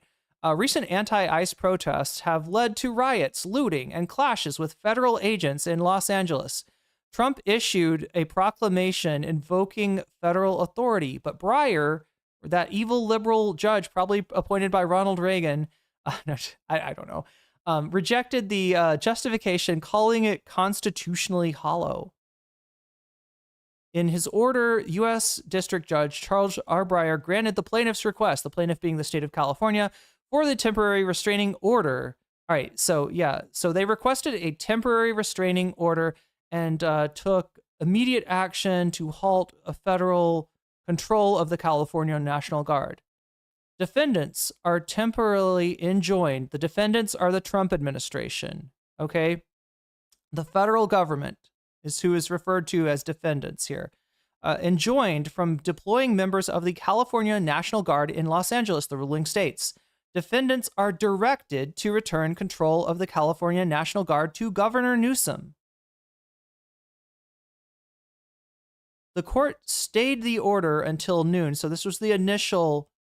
So the decision was made, and then with the injunction on Donald Trump deploying the California National Guard in Los Angeles, along with a stay of the order. In other words, that means you don't have to do the order until June 13th, 2025. That is for many of you today, and for those of you on the West Coast tomorrow at noon, right? So that was the original order, giving the defendant a narrow window to comply.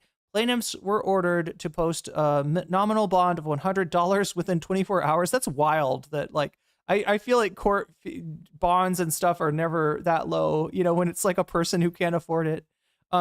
Looking ahead, Judge Breyer scheduled a hearing to determine whether the temporary restraining order should become a preliminary injunction.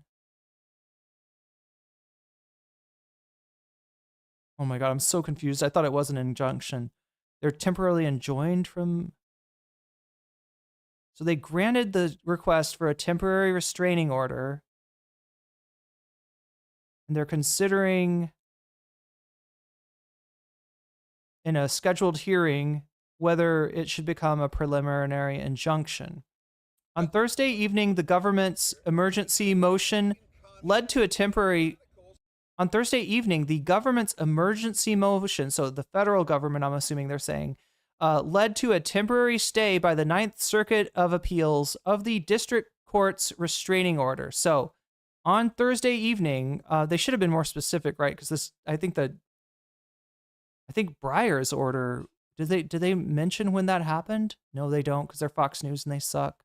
But anyway, on Thursday evening, the government's emergency motion led to a temporary stay by the Ninth Circuit Court of Appeals of the district court's restraining order, with a response due on June 15th, reply due June 16th. Okay, so let's see if we can unpack that. Led to a temporary stay...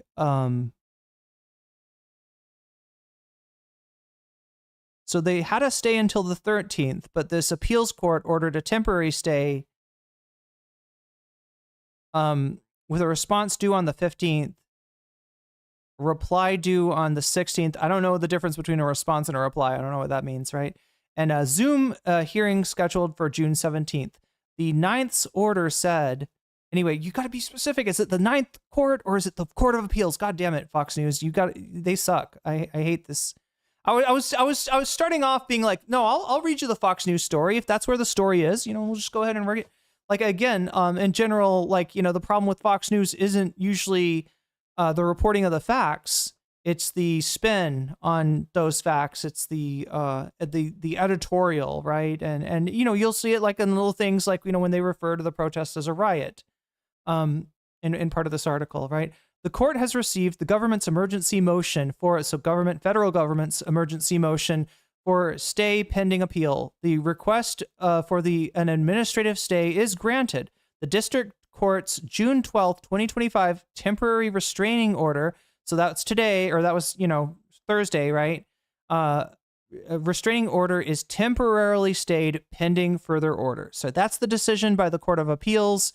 It was gonna be stayed until tomorrow at noon. Instead, it looks like it stayed until, I don't know, at least the 15th or 16th, with a hearing scheduled for the 17th, right? So it's given a little bit more time before the order goes into effect. That's the decision handed down by the appeals court. So whoever was telling me that it's been overruled, no, it hasn't, right? That's a temporary temporary stay is what's gone on instead, right? California Attorney General Rob Bonta praised the ruling on Thursday, calling it an important step forward to protecting our communities and our rights while we continue to make our case in court. The Trump administration has no right to federalize 4,000 California National Guard troops without authorization from Governor Newsom, Bonta said. Trump's actions were illegal, trampled on our state sovereignty, escalated tension on the ground, and promoted rather than quailed unrest. Bonta also stressed that the situation in Los Angeles did not justify a military response. We aren't in the throes of a rebellion. We are not under a threat of an invasion. Nothing is preventing the federal government from enforcing the law. Right? Those are the three, I believe, the three clauses for the invocation of the Insurrection Act. Right? Trump has not invoked this yet, but he's talked about it, and people are kind of afraid of it. It would allow him a lot more leeway with what the National Guard and Marines would be allowed to do in Los Angeles, right? If he were to do that, and in general, chat, an invocation of the Insurrection Act would be a power grab, would be a descent of the United States into a police state, right? That would be it's something that you should not want, right? But Trump hasn't done it yet, and those are the three clauses that are stipulated for that to be able to be invoked. So he's kind of getting ahead of things here. California Attorney General Rob Bonta. He cited from top to retired military officials just yesterday, a group of former secretaries of the Army and Navy and retired four-star admirals and generals joined together to publicly support our lawsuit, Bonta noted. They warned against the unlawful domestic deployments that threaten the core of national security and disaster relief missions. Yeah, that's the real role of the National Guard, is things like disaster relief, right? The truth is, the president is looking for any pretense to place military forces on American streets to intimidate and quiet those who disagree with him. It's not just immoral, it's dangerous and it's illegal, Bonta said. We'd rather we have a president who follows the law and complies with the Constitution, he said. It's not a good thing that the great United States of America have a president, the most powerful elected official on the face of the earth, to violate the law so frequently, to have such contempt for the U.S. Constitution and the rule of law. He's done it again, Bonta said, and it's incumbent upon me and my fellow Democratic attorneys general to be consistent and resolute, unapologetic and immovable in our commitment to taking him to court each and every time he breaks the law. The Trump administration, however, disagrees and says that the court's decision puts many federal officials in danger. The court's order is unprecedented and it puts our brave federal officers in danger. The district court has no authority to usurp the president's authority as commander-in-chief. The president exercised his lawful authority to mobilize the National Guard to protect federal buildings and personnel in Gavin Newsom's lawless Los Angeles. The Trump administration will immediately appeal this abuse of power and looks forward to the ultimate victory on this issue. White House spokesperson Anna Kelly. Oh, I thought that was Sarah Palin the way I was reading her, chat. It sounded like a mix between Kristi Noem and Sarah Palin. But anyway, don't worry, chat. Trump will nominate Sarah Palin for something one of these days when he runs through all of his other clown car of officials. So anyway, so they didn't get the ultimate victory that she was talking about. They did get, however, it looks like a temporary stay on the restraining order. So that's the state of things right now. I'm a little confused because it honestly did look like, and I've seen the National Guard kind of disappear. So maybe they started to fulfill the judge's orders before the stay that got placed by the Court of Appeals of the Ninth Circuit happened at 1. It was so peaceful up here, but now there are freaking. I believe it's 1 a.m. See, do we have this? Does it say? Yeah, update. Okay, the article is updated at 1 a.m. So I think the update is the part with the stay. So I'm guessing sometime around 1 a.m.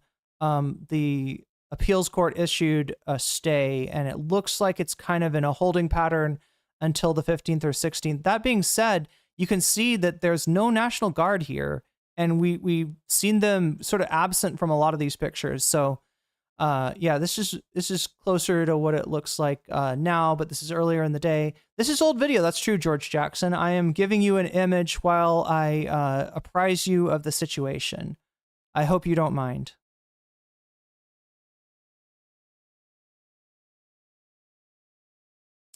And I'm showing you the old video. Oh yeah, that's right. Now is this fresh video?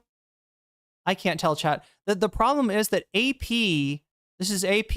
I trust AP, right? They're not gonna like rerun. They're not gonna have like a live where they rerun. God damn it! Streamed 2 hours ago.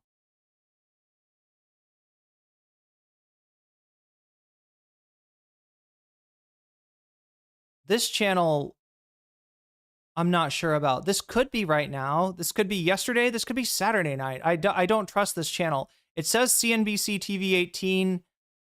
I kind of don't think it's CNBC though. I don't know. I don't know what it is, right? But I have seen them put a lot of stuff up that's not live as if it were live, right? So that's why this could be what's going on right now in LA, or maybe not.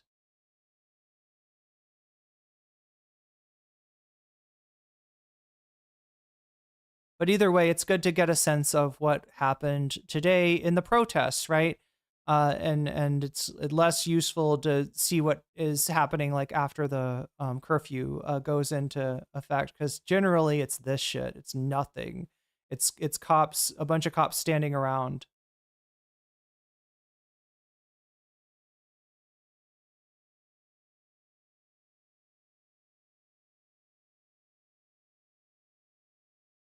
Okay, wait, is this a new?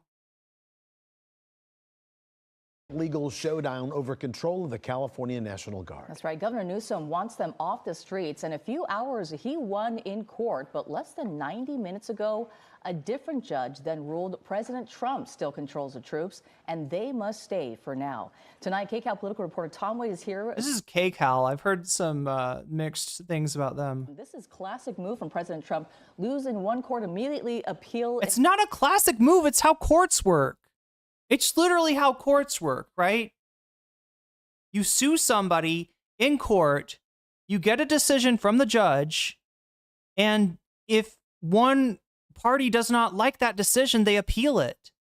And then what happens is a stay. That's literally what we've got. I mean, this is not a classic Trump move. This is just how the court system works. Another, right, Tom? Absolutely, Susie one. And, you know, we've got so much drama playing out in the streets. We have it in the courts. We have it in City Hall. It's just nonstop. So all of this is moving at a dizzying speed tonight. Just hours ago, a judge ruled that Trump broke the law and seizing control of the Guard. Then minutes ago, a second judge ruled the troops still belong to Trump. This battle came after a day-long war of words between... I'm sorry, but as much as I don't like news media to read out legalese that the public just glazes people's eyes over, I feel like they're holding the public's hand a little too much. You got to get a little bit more into the details and describe that what has gone on is a stay, right? There was a restraining order on the president in terms of controlling the National Guard, and that was supposed to go into effect tomorrow at noon, and then there was a there's been a stay on the restraining order. So, right, a restraining order was issued, and now it's been stayed. Trump's Homeland Security advisor and LA Mayor Karen Bass over ICE raids. The California National Guard remains in President Trump's control. A late evening appeals court ruling handed him the victory, overturning a... Jesus Christ! This station is as bad as everybody's been saying. I didn't believe it. I mean, it's just local. I mean, look, like all local news kind of sucks, right? Most local news is controlled by large conglomerates like Sinclair Broadcasting. But you know, in general, like, you know, even a Fox affiliate does not necessarily mean that they're, you know, full of shit. But you know, that they're definitely editorializing the fuck out of this report. A federal judge who sided with Governor Newsom just an hour before. There's no invasion. There's no rebellion. It's absurd. The judge's ruling comes as Department of Homeland Security Secretary Kristi Noem arrived in L.A., blasting Governor Newsom and L.A. Mayor Karen Bass after days of protests, claiming the feds won't back down, plan to ramp up their raids, and have names of tens of thousands of people to arrest. We are not going away. We are staying here to liberate this city from the socialist and the burdensome leadership that this governor and that this mayor have placed on this country. National Guard troops have not been out in the streets of downtown LA, but they are helping with immigration enforcement operations. This president has repeatedly said that he's going after criminals. And God damn, dude, like they're helping, they're guarding federal buildings, right? That's the help that they're doing. I'm sorry, this is just like, this is worse than I thought. the worst of the worst. But according to new numbers released by the Trump White House, that statement is false. So far, of the 330 arrests since Friday in Southern California, just 113 have criminal records. I do not know. False. Operations. This president has repeatedly said that he's going after criminals and the worst of the worst. But according to new numbers released by the Trump White House, that statement is false. So far, of the 330 arrests since Friday in Southern California, just 113 have criminal records. I do not know. Kristi Noem, that I served with. I've seen numbers with ratios even lower than that. LA Mayor Karen Bass, surrounded by faith and community leaders, fired back at Secretary Noem, lashing out at her and President Trump for sending in. Lashing out? She seemed pretty fucking calm. I don't know. Military. God damn. Characterize what is going on as our city is a city of mayhem is just an outright lie. I'm not going to call it an untruth. I'm not going to sugarcoat it. I'm going to call it for what it is, which is a lie. This is isolated to a few blocks in a city that is over 500 square miles. Right. Secretary Noem says Trump's decision to send in military to LA is widely supported. Okay, so that's the National Guard, I think, training on you know, crowd control. These soldiers got sent in without any training. They're trying to make it up while they're there. But now there are freaking communist invading radicals. Because again, this was a huge bungle by Trump and by Hegseth, right? Of sending, like I said before, they sent the National Guard in without provisions for food, without provisions for water, without provisions for fuel, and without a place for them to sleep, right? They were sleeping in office buildings in like, you know, the hallways of office buildings, like, you know, they didn't even have the ground room for them all to be able to sleep. They were like sleeping on each other.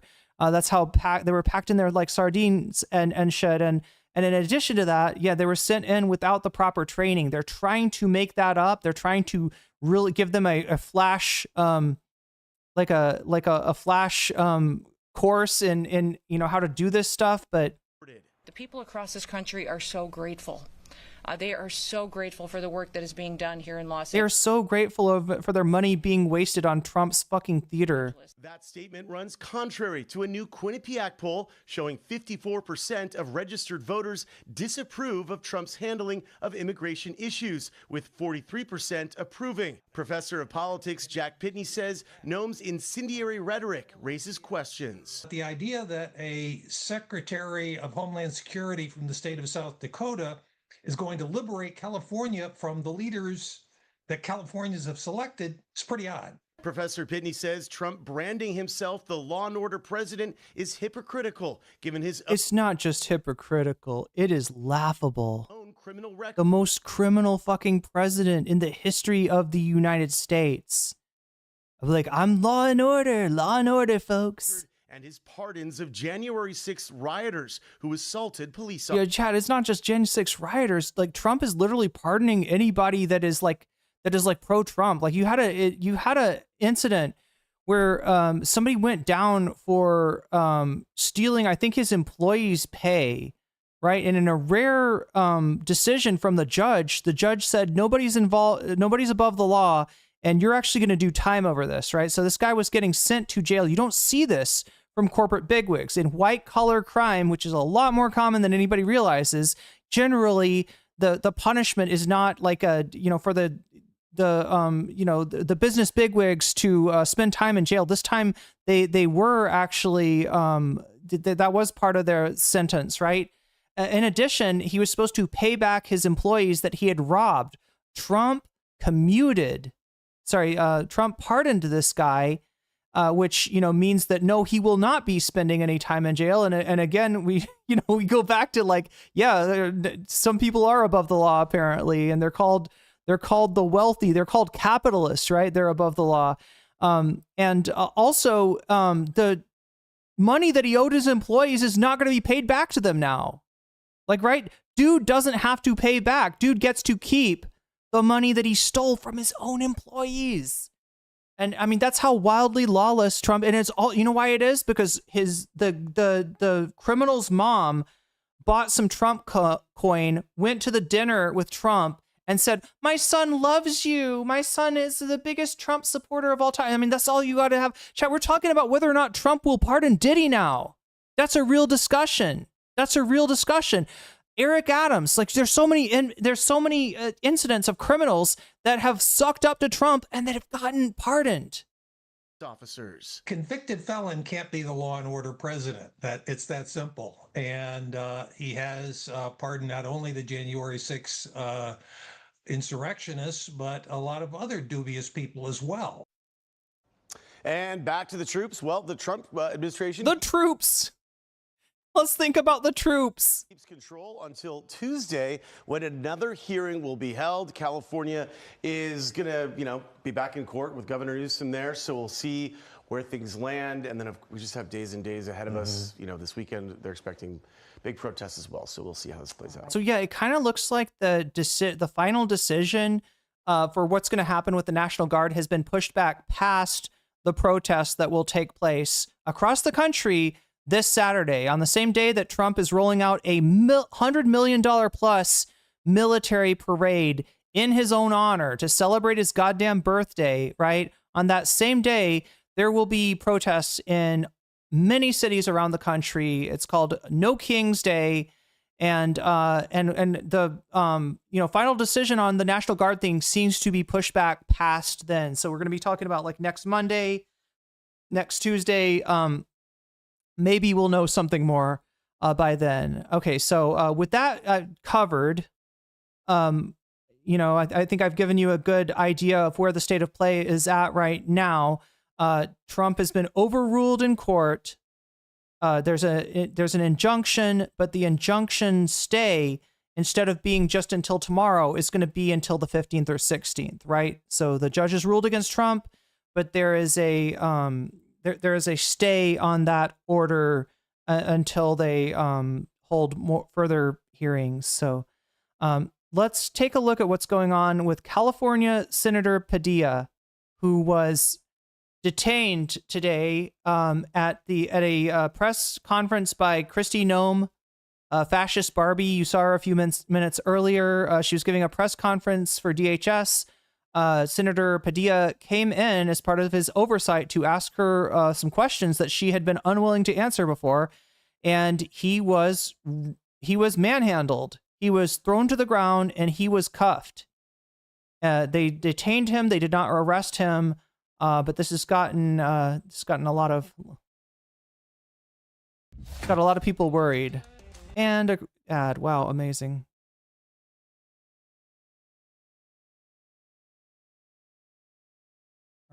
Do it like that.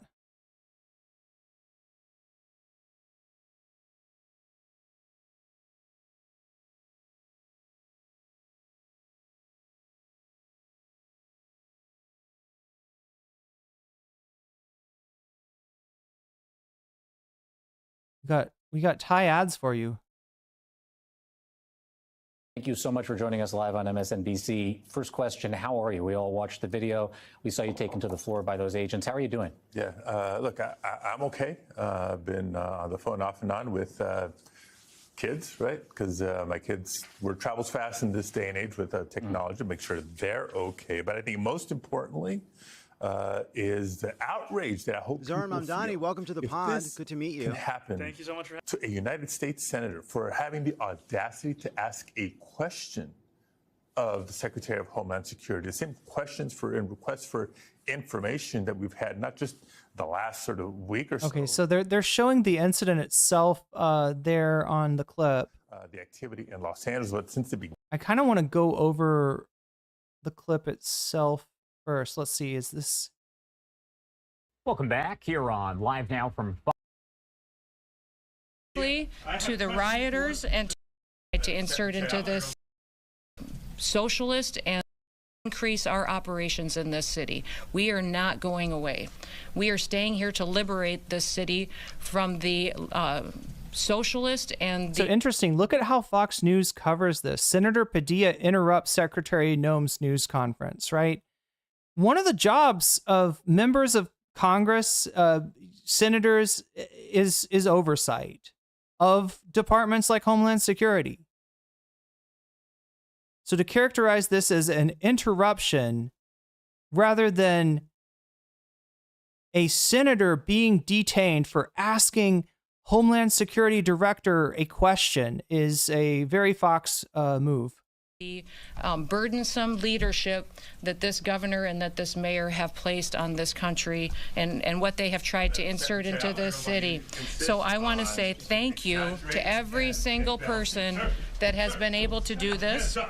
Also, I want to talk specifically to the rioters and to the politicians in Los Angeles. Half a dozen violent criminals that you're rotating on your I also want to talk about specifically how many of our ICE agents have been doxxed for doing their duty. And again, that was a portion there, as we did see that interruption. And we have now learned the identity of the person from Fox's Bill Malou. We have now learned the identity of this unnamed assailant. It turns out it was Senator Padilla. Oh, wait. Yeah, no. Yeah, he was Alex Padilla. It was Senator Alex Padilla, a Democrat from California, who has been very vocal on all of this. And we do have that. So yeah, that was, I actually have not seen that angle before. I would call that an embedded angle. But now there are freaking communist invading radicals. Let's see if we can get a little bit better of a, see, I mean, like, this is what MSNBC was showing. I hate the vertical videos, right? Because the Secretary of Homeland Security. I mean, like all clips are taken. You know, people don't turn their phone sideways anymore. They take the video vertically because it tends to spread better that way. But it doesn't let you see what's going on to the left and the right. That kind of pisses me off. The same questions for and requests for information that we've had, not just the last sort of week or so. All right, so there is what it looked like from his end. Just imagine what can happen to anybody in the country, for that matter.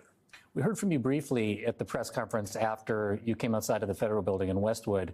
We've heard more extensively from... Let's see if we got another angle on this. Senator Padilla, thank you so much for being here. Thanks for having me. Short notice. Yeah, it was been a day. Unexpected, a day for you. So hoping we just start with kind of what happened today. You were at a federal building for a briefing on immigration policy from some military officials or DHS officials. You learned Secretary Noem was holding a press conference. You went to get more information. Can you sort of walk us through what happened after? Sure. And part of this is going to be sort of a fact-checking, right? And setting the record straight, because already the misinformation is coming from the Secretary and the Department of Homeland Security. So first of all, I was in the federal building in Los Angeles for a scheduled briefing with representatives from Northern Command. Right, part of the concern about what's been transpiring in Los Angeles last week is a continued escalation on behalf of the administration. Right, no need for National Guard. The mayor has said so. The governor has said so. Local law enforcement has said so. So what does Donald Trump do? Federalizes 2,000 National Guard troops and deploys them here. Takes a lot of work, a lot of coordination at the local level to try to get our arms around the, not the people. Dr. Dingid Forrester, I almost called you Dingus, but I don't think that's actually how your name is pronounced. No one knows who that clown is, except that he identified himself as a U.S. senator right at the beginning. No, everyone knows exactly who the fuck he is, right? This is the federal government. This is Washington. The director of Homeland Security knows exactly who this man is, right? And she's been dodging his questions. He has questioned her, and she has refused to reply. So when he went to this Northern Command meeting, earlier today, he heard that she was giving a press conference. He came in, tried to ask his question there. I mean, they could have just told him, shut up.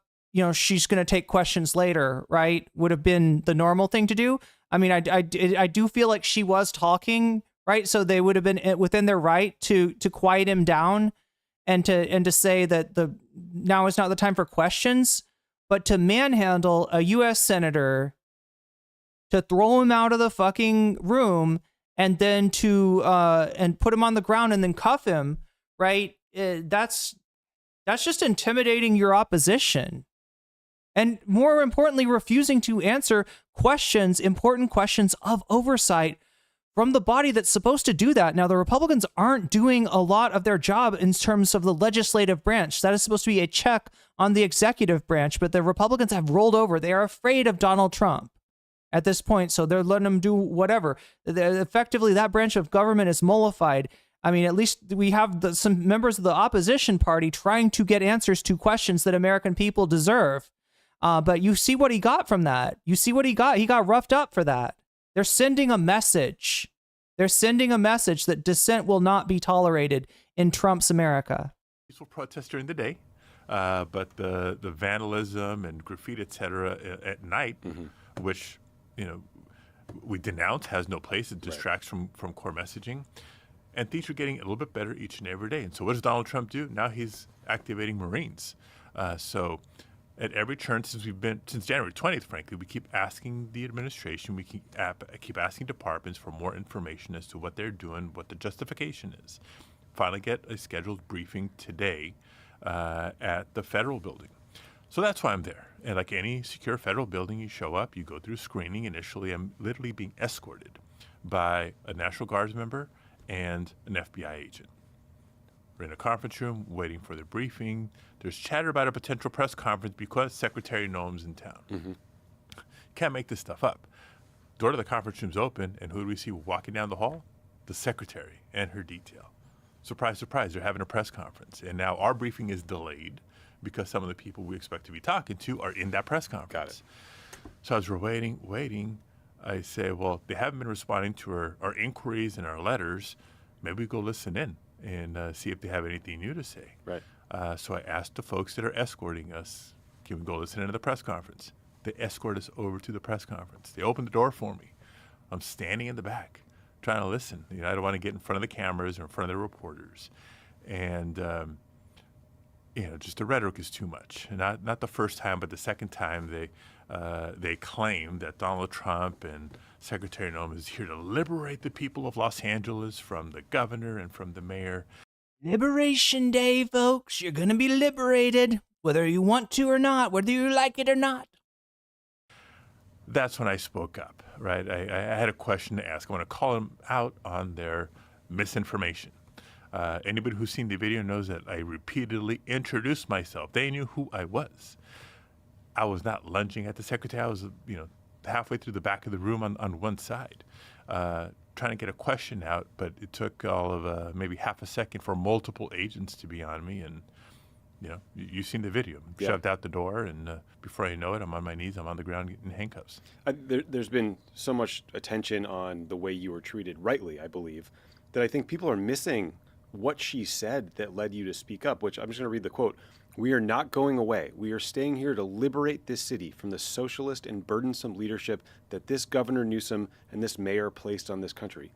Is that the mission of the Department of Homeland Security? To liberate Americans from our representatives? It is not the mission of the Department of Homeland Security. It's certainly not the mission of the Marines or anybody in the Department of Defense. Dustin says, what are Republicans afraid of when it comes to apex President Trump? Is that like a joke that he's an apex predator? I mean, he is apparently a court has adjudicated him a predator. Nothing. They are working in unison with him. Yeah, I'd say so. That's a pretty good description of fascism. To the contrary, right? I'm in regular contact, especially in weeks like this, with Sheriff Luna. Oh wait, we got to change the Chief McDonald. Thanks for reminding me, MX. We got to change the title. From their expertise, they're frustrated because the lack of communication and transparency by the federal government has made their jobs even harder, right? Los Angeles is no stranger to protests and demonstrations and rallies and marches and whatnot. They know how to handle this, but the presence and the hostility of the administration is what's fanning the flames. This is a crisis of Trump's own making, but we know why. Multiple reasons. Number one, bad news all around. There's no peace between Russia and Ukraine. There's no solution in Gaza. There's the impact of the tariff wars because he's failing at every turn. He's broken up with his BFF Elon Musk, and so what does he do? He always finds a distraction, and when all else fails, he goes back to demonizing and scapegoating immigrants. There's a horrible budget bill working its way through Congress, right? As we were successful in letting people know what this could mean for the big, beautiful bill. It's big and it's beautiful. Your health care. What this could mean for... Unless you're on food stamps, in which case you're going to die. You need Medicaid? Too bad, you're going to die. You want your taxes cut? You better be rich. You better be rich because that shit raises taxes on you if you're not. Housing, what this could mean for the social safety net, and all for what? To fund additional tax breaks for billionaires? He creates a crisis to get us all talking about something else, let alone the increasing cruelty with which these immigration enforcement operations are happening. Now, can we just pause for a second? Can we just pause for a second and take it in? Chat, I'm feeling a vibe shift. I'm feeling a massive vibe shift, right? Even in Shorts chat, which is usually just an absolute dumpster fire, I'm feeling that vibe shift go on. I want to be clear. I know people are starting to wake up. Been a big dialogue amongst us. We're not for open borders. We're for a secure border, an orderly border, a humane border. If Donald Trump was truly only targeting violent criminals, dangerous criminals, there would be no debate. Executive Order 66 says Medicaid was ended for able-bodied people living off of it. Living off of Medicaid. That's hilarious. Are they getting prescribed, like, meals? How are you living off of Medicaid, right? All that Medicaid does is when you go into to the hospital, you can see a doctor now, right? You don't have to go into the emergency room for an issue that is routine healthcare, right? That's what Medicaid does. It saves us money, dumbass, right? You're paying for people's healthcare one way or the other. If you want to pay for it from the emergency room, like we did before Obamacare, you will be paying more money. So it makes people healthier. It allows doctors to do preventative care, routine checkups, etc. Right? And at the end of the day, it costs less. They're not saving shit. The able-bodied people living off of Medicaid, what are you, fucking dense? There would be no disagreement. Right. But what we see next, you're going to tell me, oh no, they're living off food stamps. Actually, yes, they're living off the $4 a day that they get from SNAP. That's they're really living it up there. Practice, and we've seen it since January 20th, and we see it especially in the Los Angeles region this last week. Is story after story. I think Apex President is gaining more support. Dustin, is this a meme? Can you catch me up on this, Dustin? Explain Apex President. Should I look it up? I literally haven't heard anybody say Apex President. Sorry, I'm like eating sour mango here. Let's see, Apex President. What is this? But you said you think he's gaining more support. That's you should tell that to the people at Quinnipiac. Wait, was so peaceful up here, but now there are freaking communists invading radicals. Okay, I'm not seeing shit about this. Is this a meme or something? We'll look at what direction Trump's support is going in right now. Unfortunately, for any of his fans, it's not up. all I'm seeing when I look up Apex president is the president of Apex. Yeah, Fabianski. Is the president of Apex Companies or Apex International Energy. That's Thomas A. Mayer. That's obviously not what you're talking about. It's some kind of Trump meme, right? Do we get a clarification on what Apex president means?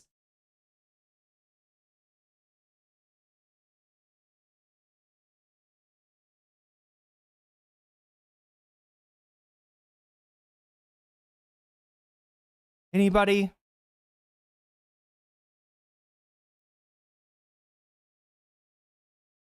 All right, well, we'll look at the poll numbers in a second, okay? Of maybe somebody who happens to be undocumented, but as long Ooh, Sisyphean. Sisyphean, do you want to be a mod? hardworking, paying taxes, raising families. We're talking, people who work in restaurants, people who work in car washes, day laborers outside, Home Depot and Lowe's, or farm workers. Ventura County is not that far from here. Those aren't the violent criminals that he is talking about.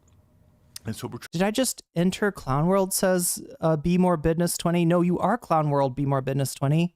Welcome. Trying to shed light on what is and what isn't happening. They haven't offered proper justification for these moves. So yes, I get... No, the chatter came in saying, I think you were referring to Trump as Apex president. I just haven't heard that before. It sounds like a meme, but if anything, it would be like an anti-Trump meme, because the joke would be like Apex predator. And I mean, Trump is a predator. That part's true. That part fits. I've never heard this before. A little worked up when I hear the misinformation, the spin. The president of AIPAC is calling a protest outside of his house a hate crime. Yeah. The rhetoric that we hear nonstop from the administration, but for having the audacity to speak up, look what they did. And what worries me even more is if they can do this to a United States senator, imagine what they're doing out there when the cameras are not on. Xavier says it's AI. Xavier, you're AI. And what they're capable of doing in any Get out of my chat, bot.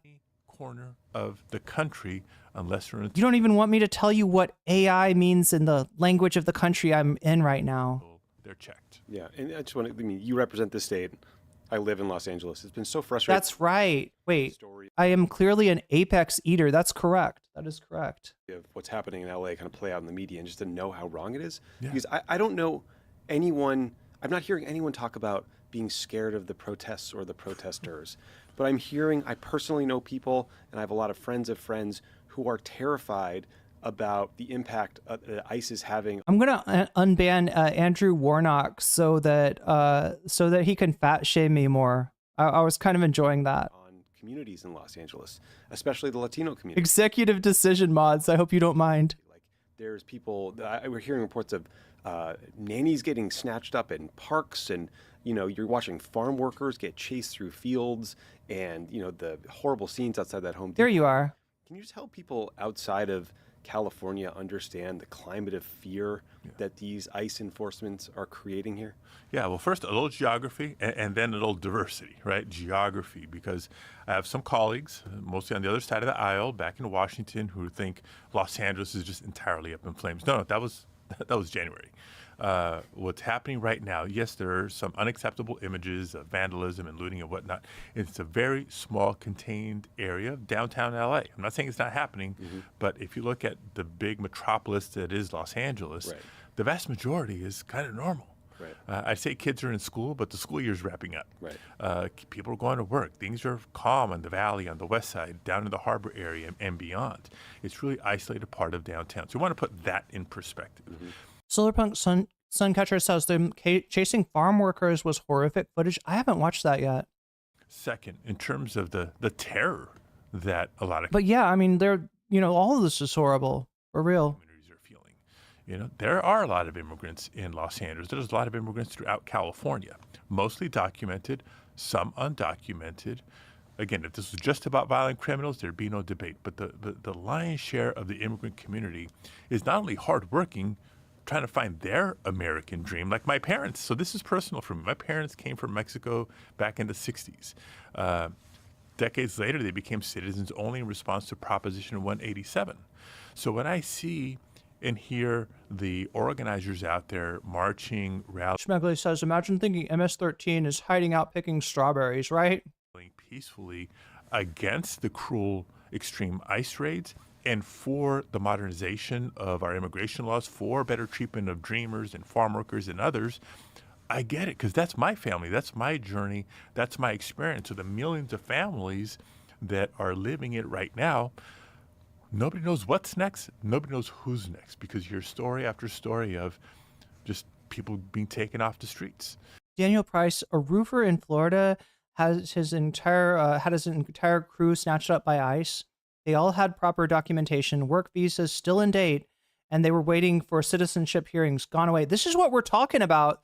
This is what an illegal is to Trump. This is what an illegal is to Stephen Miller, right? Literally anybody that they, and I swear to God, chat, they've, you know, even if you have your paperwork in order, they will dispute it. They will tear it up. They will ignore it.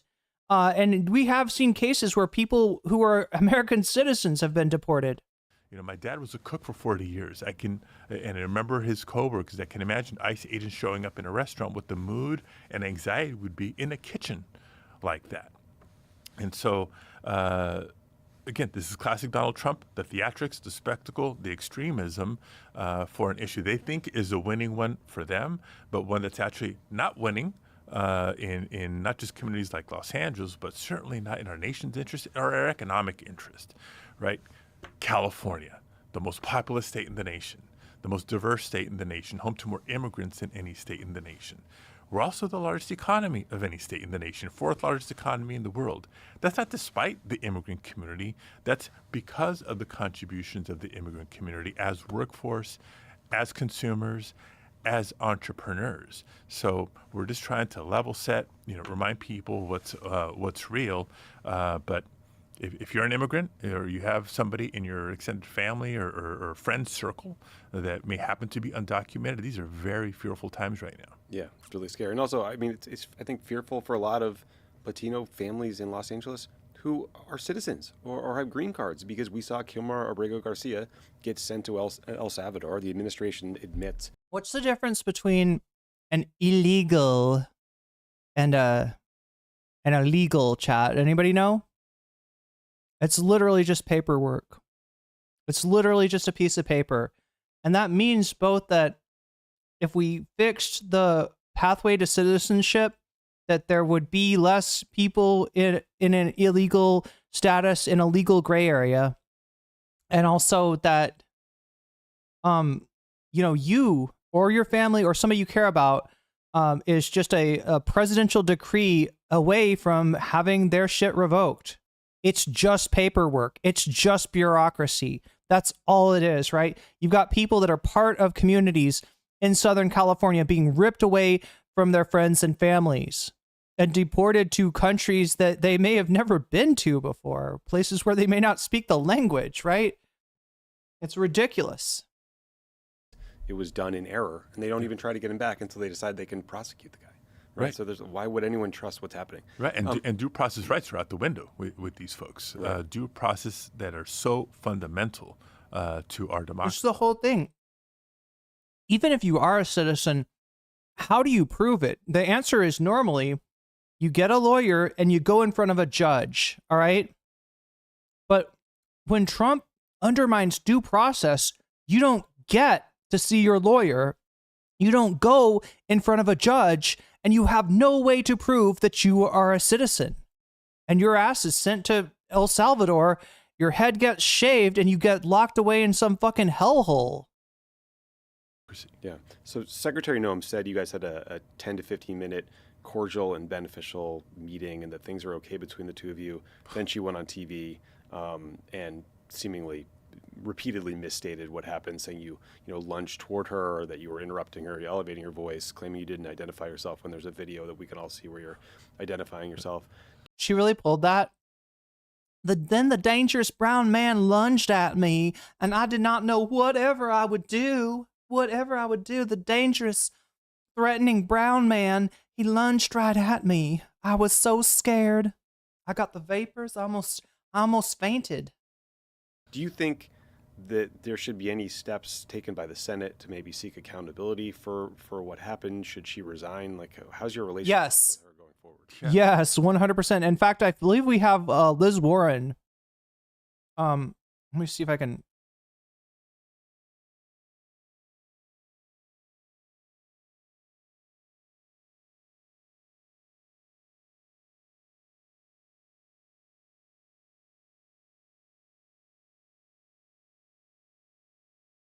Here we go.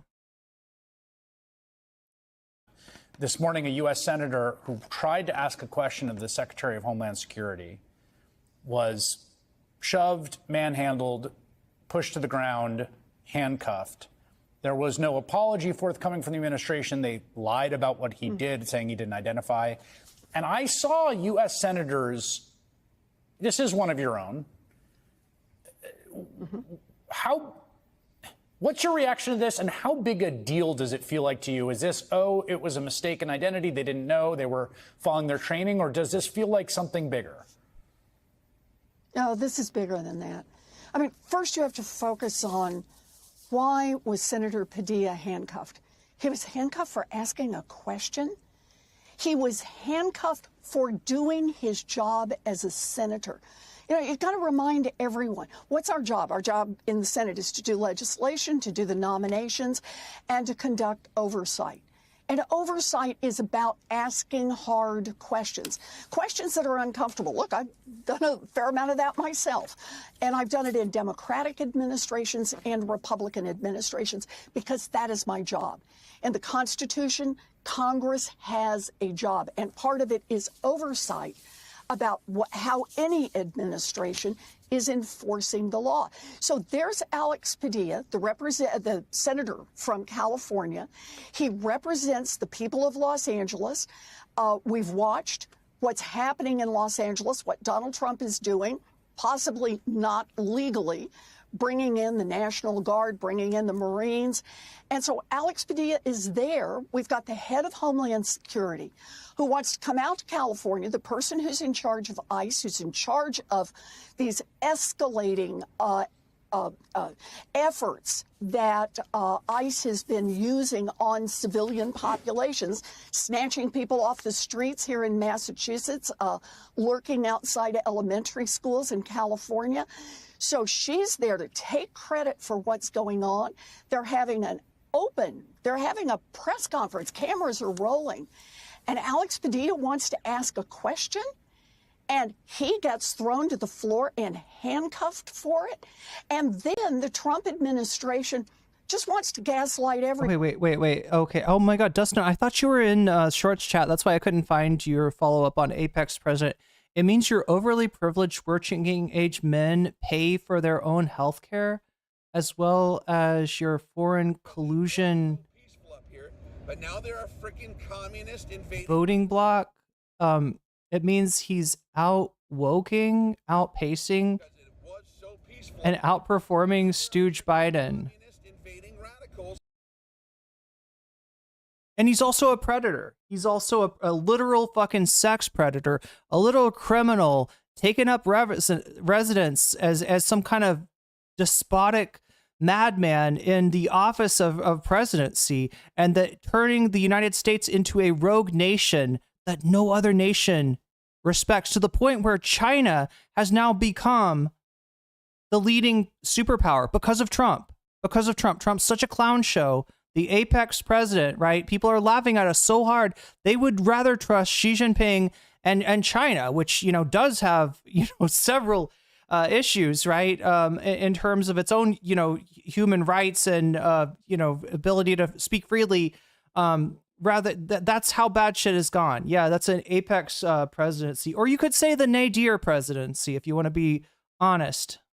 And somehow try to blame the senator for that. All I can say is anyone who isn't already convinced that the Trump administration is trying to undermine free speech in this country, trying to shut down anyone who doesn't agree with Donald Trump and doesn't bend a knee to Donald Trump, anyone who doesn't believe that that's what the Trump administration is doing needs to watch that video of Senator. I watched it multiple times. At no time did he announce who he was. He didn't rush her, first of all.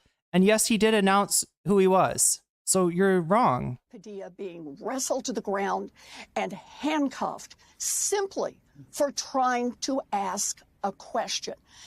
That's why this is a big deal. So a lot of Democratic senators have stood up and said, enough.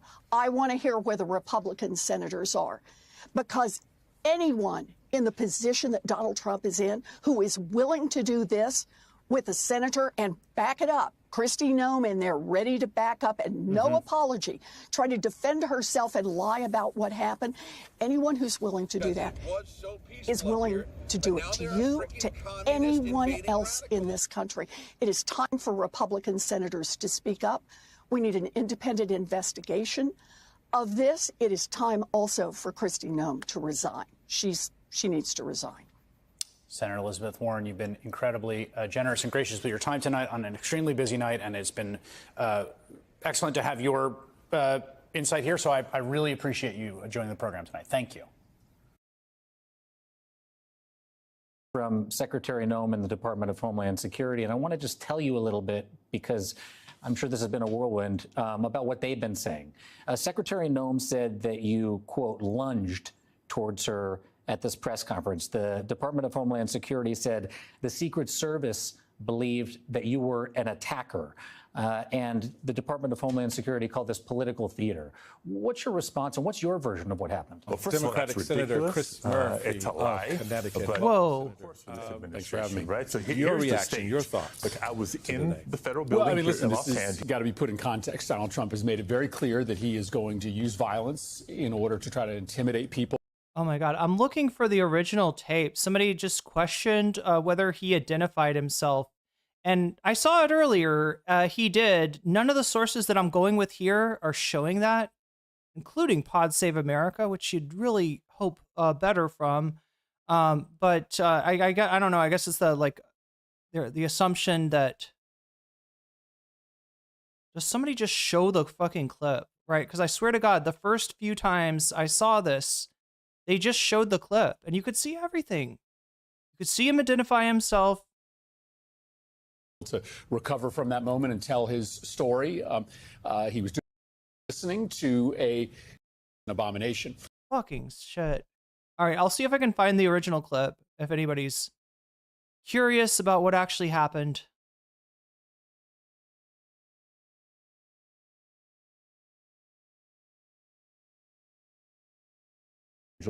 For a scheduled briefing. Just as when my colleagues and I had to go all the way to Guantanamo Bay to begin to get information. Let's finish this one. Today was the first conversation we've ever had. And that's why, despite being in handcuffs one minute, when being offered a meeting with her, an audience with her the next, I said yes, because I was there to do a job, right? I'm a member of the United States Senate. I have questions. I'm requesting information. And if that's what it took to finally get an opportunity to ask those questions and get some information, then that's why I took it. It's going to shock you. Of course, no new information, nothing but the company line, same old tired rhetoric. So, yeah, 10 minutes later, we moved on. Speaker Johnson said your actions were, quote, wildly inappropriate and that you should be censured by the Senate. The White House press secretary said that you should be ashamed of your, quote, childish behavior today.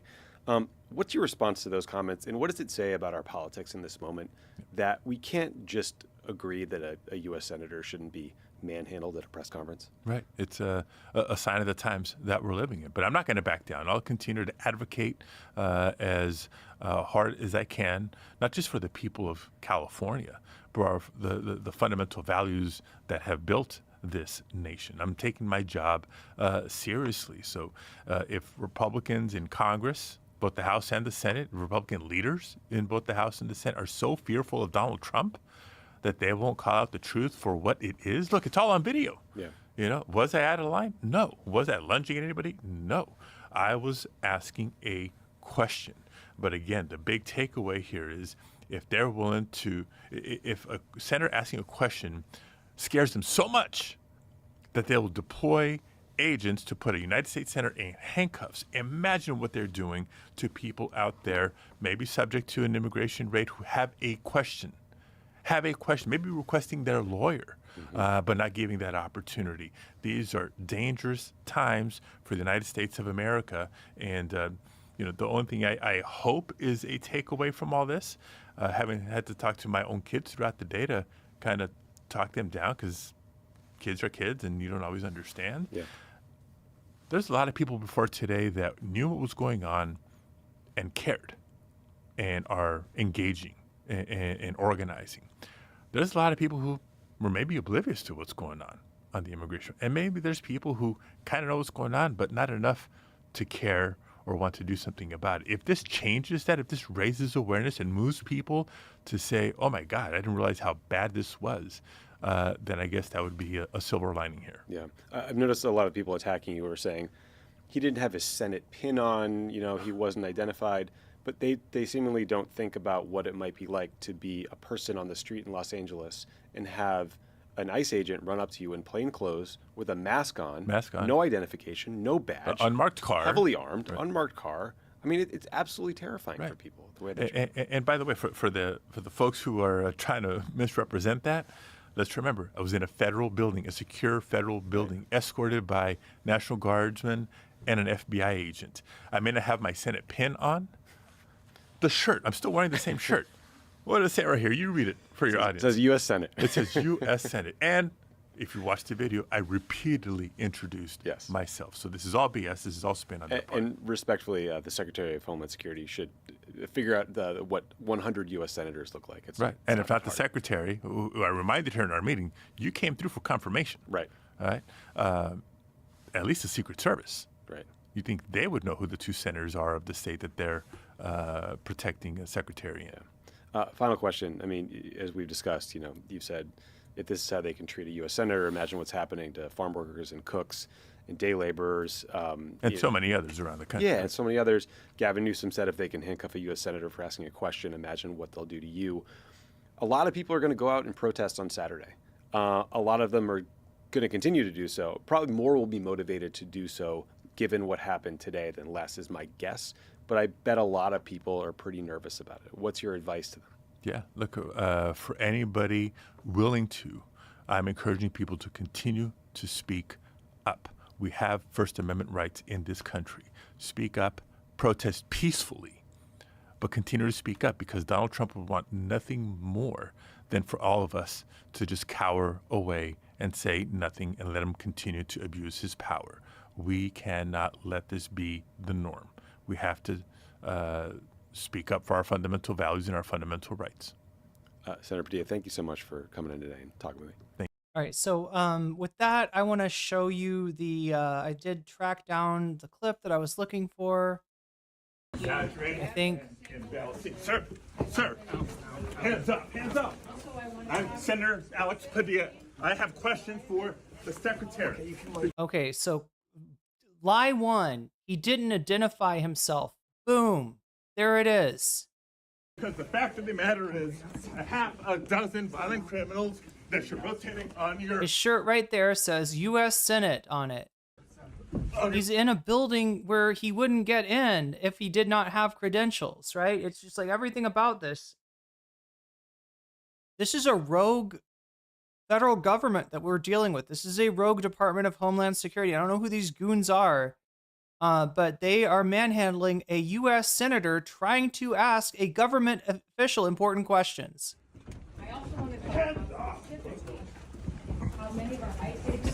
But I want to show you what happens afterwards, right? Okay, it's On the ground. Hands behind your back.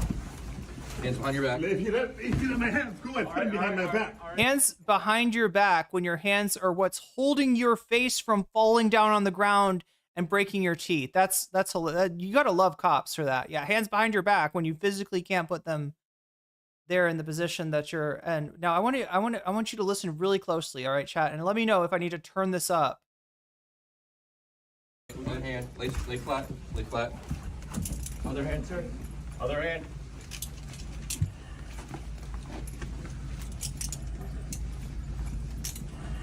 There's no recording loud out here. There's no recording allowed out. Look at these fascist goons. Look at what Trump has replaced our federal government with, right? That's a U.S. senator. And like he said, if they'll do that to him, imagine what they do to you. I did not know. There's no recording allowed out here. There's no recording out loud. There's a fucking press conference in the next room. What are you talking about? They don't want people to see what they're doing to a U.S. senator. That's why he's saying no recording allowed. Yeah. Anyway, let's see. There's another interview of Padilla. About that facility being used as a detention facility. They've been non-responsive to requests for information. And so I had scheduled, they approved a briefing with representatives of the Northern Command in that federal building. We were there prior to the 10:30 original appointment date when we caught wind that Secretary of Homeland Security is going to be down the hall at a press conference. And our briefing was now delayed because of that press conference. So since the secretary has been non-responsive, I figured let me go over and listen to what she has to say. Maybe we can glean some information here. So let me make sure I understand that. Go ahead. So the whole time, right? We're the whole time being escorted in this federal building by somebody from the National Guard, somebody from the FBI. I've gone through screening. This is a federal building. And so tell them, let's go listen to the press conference. They escort me over to that room. And I'm sitting in the back of the room behind the cameras, behind the reporters, listening. And at one point, it was just too much to take. Not the first, but the second attack on the political leadership of California and this notion that Donald Trump and Kristi Noem had to come in and rescue the people of Los Angeles from Gavin Newsom and Karen Bass. It was too much. And so I spoke up. I introduced myself. And said I had a question. Look, they said I wasn't wearing my pin. God, I feel like I didn't thank Cranberry Soul. Thank you for the 5 community subs 3 hours ago. Oh my God. United States Senate. There was no threat. There was missing things. I raised my voice to ask a question, and it took maybe half a second before multiple agents were on me. The video clearly shows, and you can hear on the audio, that you identify yourself as Senator Padilla. She said you barged into the room, or you basically broke into the room. I'm paraphrasing here. Just set the record straight on that. Yeah, I didn't barge into the room. As I mentioned, I was in a different conference room, a couple doors down the hall. I let it be known I'd like to go listen to the press conference. The folks that were escorting me in the building walked me over. I didn't even open the door. The door was open for me. And I spent a few minutes in the back of the room just listening in until the rhetoric, the political rhetoric, got to be too much to take. So I spoke up. Have you seen the video yet? Well, you can look here, Senator. Have you actually watched it yourself? When you watch this, and let's go through this together. Describe to me what you're seeing. What's happening here? Yeah, again, well, multiple people forcibly removing from the room. I know I was trying to do 2 things at once, try to get my question out while trying not to lose my balance. They first asked me to, get down on my knees. Like, growing up where I grew up, you know what happens if you don't obey law enforcement. And so I began to go on my knees to the extent that they would let me, because they were literally handling me at the same time. And it went from getting on their knees to flat on the floor, which I tried, but wasn't able to easily because of the folks handling me. They put handcuffs on me. So yes, I was handcuffed. These are FBI agents. Did they tell you who they were? They wouldn't identify themselves. And I kept repeatedly asking themselves, why am I being detained? No answer. Why am I being detained? No answer. Why am I being detained? No answer. Then they get me back up on my feet and we start walking. Don't tell me where we're going. You were handcuffed at this point? Absolutely. Am I being led back outside? I don't know. Am I being taken to a cell? I don't know. They were non-communicative until somebody from, I'm sure, Secretary Noem's team figured out I was who I said I was and finally said, let him go. And so they let you go. They took the handcuffs off. What happened? Violence? There were reports that you met with Secretary Noem for 15 minutes after the press conference was over. So this is a little surreal. So violence is no longer tolerated. This violence is being practiced on the American people by the federal government. They took the handcuffs off. The person that came over said, well, if you'd like to meet with the secretary, you can do so after the press conference is over. Sure. I've been dying to get information. Yeah, Lizzie Craft, hands behind your back and levitate in the air. This is regular cop shit, though. If you've ever been detained, if you've ever been arrested, you know that, like, they don't give a fuck about what's possible. In fact, some of the shit that they ask you to do that's impossible to do is to give them a way to say that you're resisting, to either hit you up for resisting arrest or to to have an excuse to literally beat your ass, right? From the department for months. I'll take this opportunity and see what I can glean. Then I was asked, but the other briefing that you're here for, the previously scheduled briefing, would you still like that briefing? Of course, that's why we came. That one never happened because the representatives from Northern Command left and again, didn't give us an excuse, so hoped for another opportunity to learn from them. Like, again, what's the mission of the National Guard here? What training have what's normally state National Guard is now federalized National Guard service women and men, if they're going to be out in communities, if they're going to be interfacing with civilians. This is not a normal job for them. And by the way, they're being taken away from other critical missions in the state of California to do this function. Now we hear the Marines are coming. For what purpose? What's the mission? What type of training preparation have they had? Did you get answers to any of these questions? None. And so, again, did have an opportunity to sit with the Secretary Nome for a few minutes. You think she might have started the meeting with an apology of what happened. Of course not. And so I began to ask the question I was trying to ask in the press conference. For all the touting of... Chatter says, is that Padilla? Yes, this is Alex Padilla of California. Of going after violent criminals. I told her, there's no disagreement there. If that's all you were doing, there would be no debate, there would be no discussion. But what's happening in reality is far different than that, because we hear story after story after story of non-violent migrants who, many are working in very essential jobs for our economy, being rounded up, right? The cruelty with which they're doing this, the increased cruelty with which they're doing this, escalating here in Los Angeles over the course of the last week. You don't need flashbangs, when you're trying to target one person. National Guard over, not at the request of a governor. It hasn't happened since 1965. And so, of course, they're instigating, trying to create the response and a reaction from community, and will point to anything to further escalate the situation. It's wrong, and it's counterproductive. Senator Padilla, we're here on my colleague Ari Melber's program, The Beat, on MSNBC, and I know Ari wants to ask you a question. Ari, go right ahead. Yeah, thanks, Jacob, and thanks to the Senator for joining us. You've now described the incident here for the first time. Do you view it as excessive force? As Jacob referenced, the administration is saying they were trying to basically do safety or security. Do you view it as excessive force or an effort to intimidate the opposition party? Look, personally, I think it was excessive. I was in no way, lunging or threatening in any way. Again, consider where we were, in a secure federal building. I was being escorted. So definitely an overreaction, uncalled for, but it's not about me. Again, this is the biggest point. It's not about me. If they're willing to do this to me, a United States senator, representing the state of California. Mods, make sure that you're checking Mod Chat and Weasel Cord. Make sure that you're up to date on what's been said in there.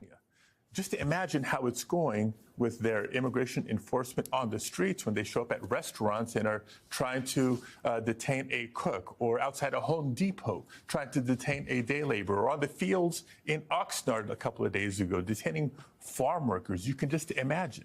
But that's a tone and approach that this administration has chosen to take.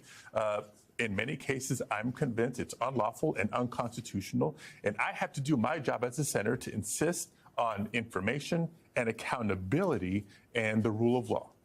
And Senator, what do you think would be the right remedy then for this? We saw in the case of the mayor of Newark, who was, like you, sort of, as you, the one word used was manhandled. He was arrested. He was charged. You were not. But then they dropped the case. He's suing them, seeking redress. Do you see this incident as closed, or do you think there is something more they must do to properly respect the co-equal branch of government at a time where the expansive use of federal forces from the National Guard to the Marines is also, beyond you, a big question? Do you think that more must be done, more accountability for the Trump administration for what happened today? Look, again, it's not about me. I'm still processing what happened to me. But to the extent that we have shed more light on what they're doing and how they're doing it, the public deserves to be aware. To suggest that they have to come into Los Angeles to restore order. Look, Jacob, you know, Manuel, it's a big spread out city. The images that we've seen over the course of the last week of some vandalism, some violence, etc. Manuel Mateo, are you in favor of free speech? If you are, then you shouldn't ever ban anyone. Manuel Mateo, get fucking banned. I'm in favor of banning your ass. You annoying little fuck.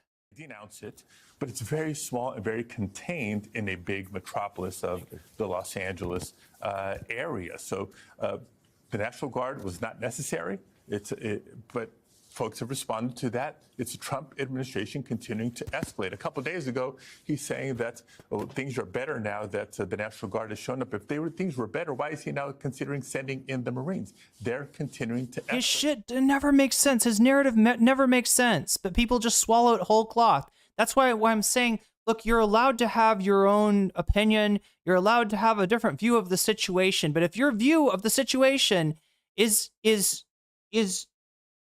a view from inside of your own ass because you've shoved your head up your ass, I am allowed to make fun of you for walking around with your head shoved up your ass. That's hilarious. I will make fun of you. It doesn't have to be this way. Can you clarify for us, Senator Padilla, you were there to have this meeting with the Northern Command in charge of some of the troops that are on the ground here in Los Angeles. Did you ultimately have that meeting, and did you ultimately get any answers from Northern Command about, for instance, there's this hearing in the courts today, the state of California is suing the administration over the deployment of the troops to California. Did you get any indication one way or another whether Northern Command, the military, would respect the outcome of what Judge Breyer says in this court case today? Well, that was one of the questions I had for them. But unfortunately, the briefing never happened, and so we never got an answer to that question. Your colleagues are marching to the office of Leader Thune to demonstrate on your behalf, to call for justice. Especially Chuck Schumer, chat. I'm so excited. I'm so excited about what Chuck Schumer is going to have to say. What was that one thing where he tried to like protest? He was like out giving a speech or something. He was like, "We will win. We will." He's so pathetic.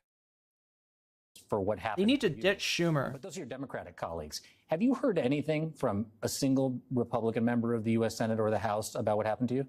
Haven't spoken to any of my Republican colleagues yet. I will say there's two that at least sent a text message saying that they denounce what happened, checking to see if I'm okay. They don't want to say it in public, of course, but yeah. Senator Sheehy from Montana, Senator Curtis from Utah. But the point is this: if my colleagues are now at Leader Thune's office, and this is that the entourage approaching Leader Thune's office? God damn! How does Trump make the goddamn Capitol look like Versailles? Look at this shit. You know what he's setting himself up for with all this shit. He went to Les Mis last night, chat. Trump went to Les Mis. He's got no self-awareness, right? Les Mis, a story partially about people overthrowing their government, overthrowing their king, right? And that's the musical he decides to show up at. And look at this fucking Versailles shit. Oh my God, I do not see this going well for Trump, right? He needs to look. I know he loves to read about the life and times of Adolf Hitler. Maybe he should be looking more into the life and times of Benito Mussolini. If you don't know, chat, Mussolini met a very sticky end. And so did the kings in France. Like, seriously, this guy is whistling past the literal graveyard. All my Republican colleagues since the beginning of Trump's term. When is enough enough? The audacity for how this administration has gone after their political agenda. You know, when I hear behind closed doors, well, once he gets, crosses a certain line, then we're going to start to rein him in. But they keep saying yes to every ask he makes, every nominee he puts forward. When is enough enough? When they feel no repercussions for putting a United States senator in handcuffs for the audacity to ask a question and to speak up for fundamental rights and due process. When is enough enough? You became emotional when you came outside and spoke after this happened to you. And I want to make sure that I tell everybody specifically what it was that you were talking about when you teared up. You talked about farmers and cooks and day laborers. You spoke in Spanish. I've heard you often speak about your father who was a short order cook, and your mother who cleaned homes. You grew up here in the Northeast San Fernando Valley in a neighborhood called Pacoima. You played baseball in high school, you went to MIT, and you came back and you became the leader of the city council, the youngest ever, first Latino. You went to the state senate, you became the Secretary of State of California, and now you're the senior senator from California. But why is it that? Why is it farmers and cooks and day laborers that put tears in your eyes? Because I understand their plight. I understand their struggle. I understand their sacrifice to just find the American dream, a good opportunity, maybe a good job, the ability to raise a family and have the next generation have it a little bit better than you do.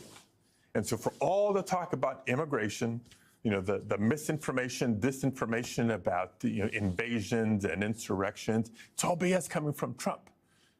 As I said before, if all they were going to do is target violent, dangerous criminals, true threats to our national security, that'd be one thing. Nobody has a disagreement there. But what's happening in practice is so many... Nexus Network. Why is this randomly in my feed? I don't know. Are you walking around with your head up your ass? I seem to be getting a lot of those chatters. For some reason, chat, YouTube is identifying people that are currently walking around with their head up their ass, and they're sending them into here because I think they want to get me to try to pull their heads out of their asses. I may or may not be able to do that. That probably depends on your own intellectual curiosity.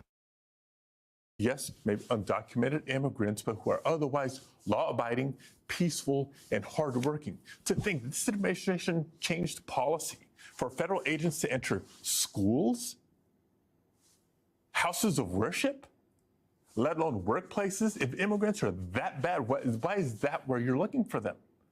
And as I take a step back and take a deep breath, I get to remind everybody, this is the state of California. Not only the most populous state in the nation, the most diverse state in the nation, home to more immigrants than any state in the nation. Cool cat. They burning vehicles and assaulting police. Again, head up your ass. When your head is up your ass, all you can see is a viral image. And you take that viral image and you look at the large city of Los Angeles and you copy pasta that all over the place. You're like, this is what's happening everywhere. I saw a dumpster on fire. Therefore, LA is every single intersection in LA has a dumpster on fire. I saw a Waymo getting torched. Therefore, every single street in LA has a Waymo getting torched, right? Your head is up your ass and you can't see the forest for the trees. I'm trying to extract craniums from colons, all right? And I am not a medical professional, chat. This is challenging. This is challenging. All I know is herbs and spices. Mostly documented immigrants, legal immigrants. And I'm trying to get people's heads out of their asses. It's hard. But yeah, there's a good number of undocumented immigrants. But this is also California, that's the largest economy of any state in the nation, fourth largest economy in the world. It's not despite the immigrant population, it's because of the contributions of so many immigrants as a workforce, as consumers, as entrepreneurs. You know, if your interest is in improving safety of community. Craniums from colons, can I use that? We should make merch. Like, I feel like that's our merch, chat.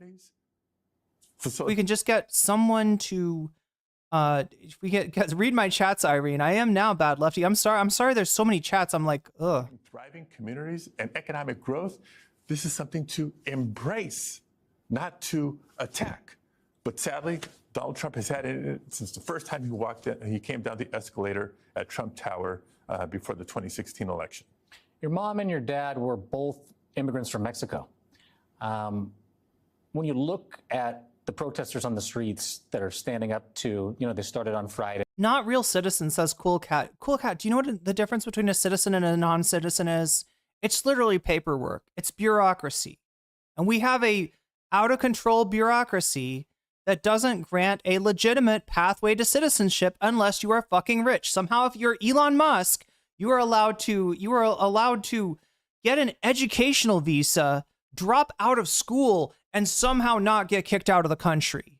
Somehow it's completely different. If you're wealthy enough, then you can just paper things over. Like, that's the difference, all right? Trump's wife is an illegal. And it doesn't matter because she's rich. That's what you're telling me. You're telling me that there's a substantial difference between a citizen and a non-citizen. She's not even a citizen. Go fuck yourself. Go fuck yourself with that shit. All right? You're talking about the difference between, and if you don't believe me, look at the people who were legal in this country who Trump has executive ordered them to become illegal. It's literally a flip of a switch that makes you legal or not legal. So think about that hard before you cheer people being kicked out of their country, ripped away from their family, ripped away from their friends, because you could be next. Because all it takes is a little change of paperwork. Little change of paperwork, and you are no longer a citizen in Trump's America. Against the ICE raids. Now they're out there against the National Guard and against the Marines coming to the streets. Do you see yourself, do you see your mom and dad and the protesters that are out there pushing back against this administration? Yeah, I see not just families like mine, but families like most of the families that I grew up with. All right. And that was me back in 2006 during one of the many waves of a push for the modernization of our immigration laws. That was me in 1994, fresh home from college when we had Proposition 187 on the ballot here in California, a precursor to a lot of the Trump anti-immigrant rhetoric when then Governor Pete Wilson, down to the polls, up for re-election, chose to play that. Did you just call me a derelict? I don't think chat, this is the first time. I've been called fat in this chat. I've been called a man. I've been called all kinds of shit, but like derelict? Did you just call me derelict? Immigrant scapegoating card. It was that measure that caused people like my parents who had been here literally for decades with no sense of urgency to naturalize and become citizens to finally do so that they could register and vote, realizing that while their past may be in another country, they were firmly established here, their future was here, and they ought to assimilate completely. And it was that measure that got me and so many other people in my generation finally involved. Yeah, I am a typical troublemaker. That's true. The political. What is a derelict? I don't know. It's like an old school word that nobody really uses anymore. It's like what actually does that mean? All I know about derelict, chat, is from like an album. My dad used to have this album called Psycho Derelict, by Pete Townsend, and I don't know. They were like, he's a derelict. He's really bad. He's a bad. Actually, Pete Townsend. There was some bad shit in Pete Townsend's history. Process. I think California. Aren't you a female? That doesn't stop people from calling me whatever the fuck they want to. This is Twitch Shorts chat. As a result, is much different today than it was in 1994, and we're proudly doing. I was hoping you were going to disagree with the description of me as fat, but not just on immigrant rights issues, but access to healthcare issues, quality of education issues, tackling climate change, protecting reproductive rights in marriage equality, and so much more. And we're the fourth. A derelict is a rebel or a ne'er-do-well? Okay, I'll take it. Recipe, a playbook for other states, if not the country, to follow, not fear. Derelict of Oh wait. So like a soldier that leaves their post or whatever, like the soldier that, what do you call it? If you're a soldier and you AWOL, is that what that is? Stood up on your behalf, spoken out on your behalf in the wake of this happening to you, have talked about how they believe that this is in some form a test case for the Trump administration to do this in other places, in other cities, to ignore the will of the people and the democracy, the democratically elected representatives of the United States government. Do you share that feeling? Absolutely. Oh, wait. Isn't it also like, Meowning Star says derelict can also refer to abandoned, worn down structure or vehicle or a person of ill repute. Yeah, I think like a ship, if a ship, what is it? Like if people abandon a ship and it's still at sea, that's like a derelict vessel. Or like in space, if you like, I don't know, everybody on a spaceship died, it would be a derelict spaceship. I think it's like that too. So almost an dereliction of duty. That's right, Emily French. Since escalation, the Trump escalation of last weekend, whether it's press events, whether it's in committee, whether it's in floor speeches in the Senate, because if you look at how the administration has gone about trying to justify, unacceptably, in my opinion, but trying to justify the federalization of the National Guard, the deployment of the National Guard. Did I get it, Ionic? Spot on. There are 4 definitions of derelict, and I got them all. Nice. Over the wishes of, forget the governor and the mayor for a second, the sheriff of Los Angeles County and the chief of police. See, I told you, chat. I told you, Dean Vinson. I see you. Transvestigating me. City. The language that they've used, the mechanisms they use are not Los Angeles specific, and they're not California specific. And therefore, if they're allowed to do this in Los Angeles, they can and they will do this in any corner of the country. You made it a point to encourage people to protest this Saturday outside of the federal building. Peacefully. Why did you, it was the last thing that you said after you came out, you encouraged people to go out and take to the streets as part of these large-scale rallies that have been playing out in Los Angeles on the streets, but also on Saturday scheduled across the nation. Why did you make that your final thought? I love this guy. All right. I think this guy is cool for a senator. I don't know. He seems pretty cool so far. But I do have one small little bone to pick with him, okay? And that is, don't be defensive about protesting, right? You don't have shit to defend. When you're defensive, you lose. So like the whole thing about like, you asked people to protest on Saturday, didn't you? Peacefully, of course. Right? No, don't let them get in your head like that, all right? There's nothing wrong with exercising your First Amendment rights. All right? The supposition should not be that a protester is somehow dangerous, is somehow violent. That is a narrative that Trump is creating.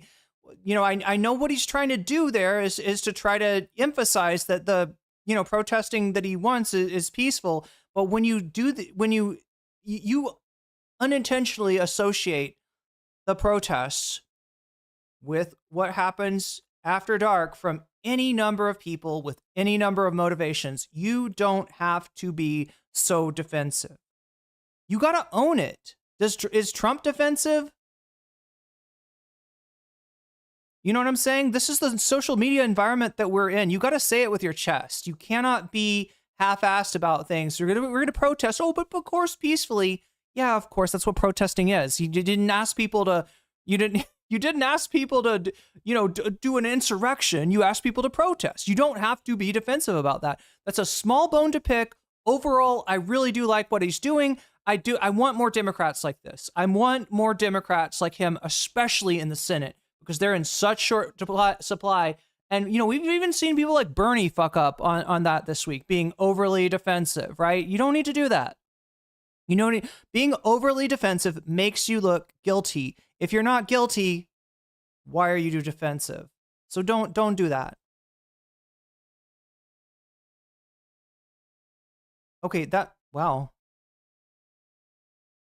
Where are we at as far as, I feel like we better move along here. Senator Padilla detained. Judge orders Trump to relinquish National Guard. Oh, Trump approval rating. This is an interesting one. So for any of you keeping score at home, wait, what the fuck is this?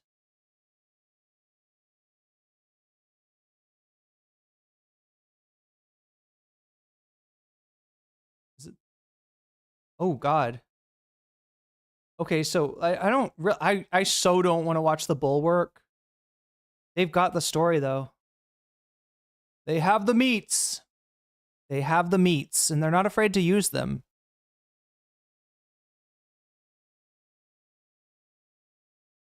Okay, here we go. I don't know, which is worse, Bulwark or MSNBC? It's kind of like the same thing, isn't it? It's like, it's a choice. It's a choice of evils, right? Which is worse.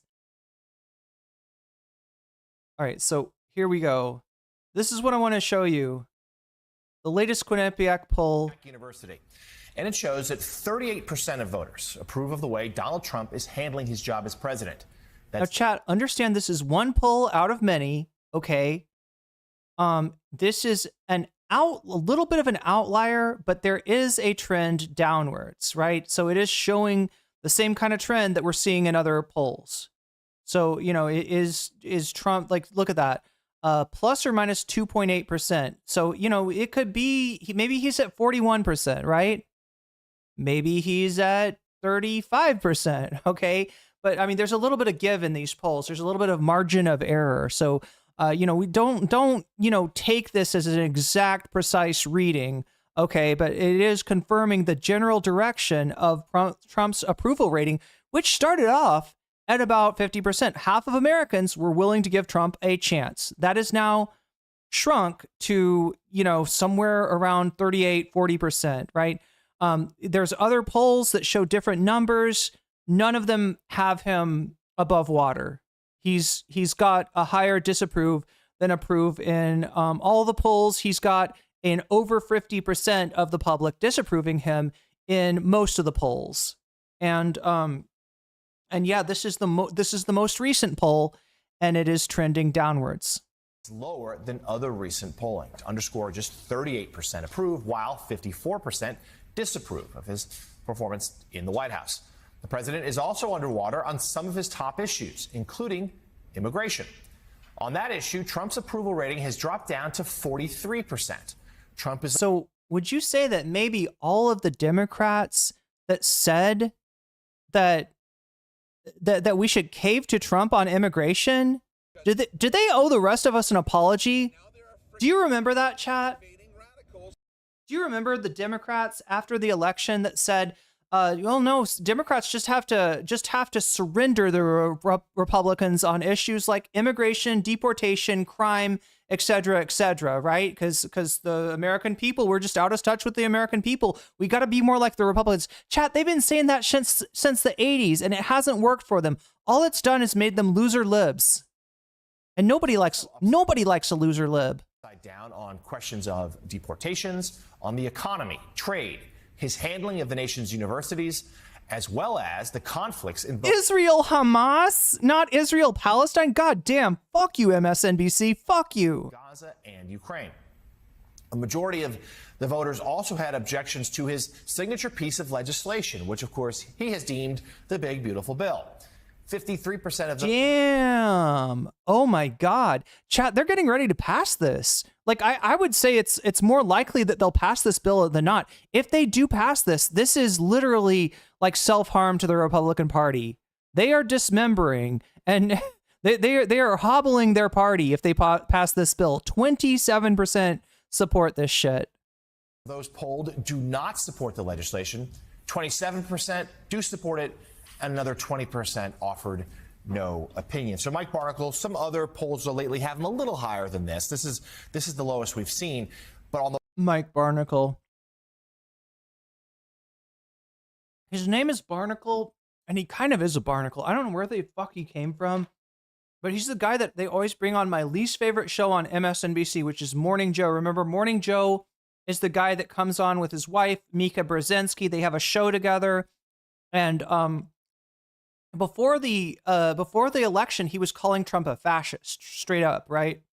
Which, I mean, he is a fascist. I don't know if calling him a fascist is necessarily a good talking point. I think there's a lot of other, you know, I think that there's a lot of better talking points than that, right?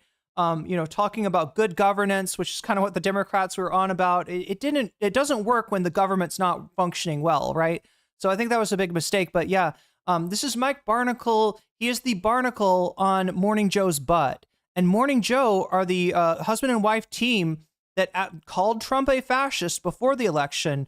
And then after the election, took Trump up on an invitation to have brunch, to drink mimosas with the fascist at Mar-a-Lago. And, you know, I don't know how you fucking justify that shit.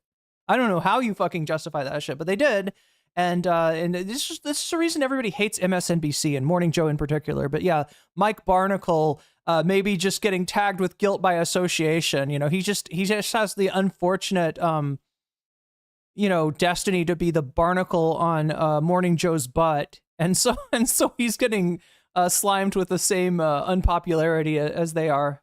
Well, the trends are there. His approval rating has declined especially in the last week or so. And let's just start with the idea of on his signature issue, because we heard from Sam a moment ago. He's right. Immigration was perhaps one of his key campaign promises. He said, I'm going to do this. Perhaps Americans, though, didn't anticipate the presence of American soldiers on American streets, as well as some of the other in-your-face tactics. What do you see in these numbers? I see the same thing in these numbers as I see on television. This is such a visual nation. And it begins with the spark of a flame in Los Angeles. And it occurs in a street that's maybe less than a mile long. And yet within 6 hours, because of what we see on TV, it explodes into this myth that Los Angeles is under siege. Wait, I'm sorry. He asked you about the president's approval rating, Mike. That being said, based barnacle, right? This is true. This is true. We are a visual nation. We're fucking chat. We are brain rotted. We are victims of brain rot. It doesn't matter what generation you're in. You have brain rot. There's boomer brain rot, where you believe every AI image you see on Facebook is real. There's Gen X brain rot, which I don't even want to get into. There's millennial brain rot, where you think the whole country is against you. There's obviously everybody knows about Zoomer brain rot and Gen Alpha brain rot. What is the latest thing? There's like an Italian what is the Italian brain rot meme? Is filled with bad people.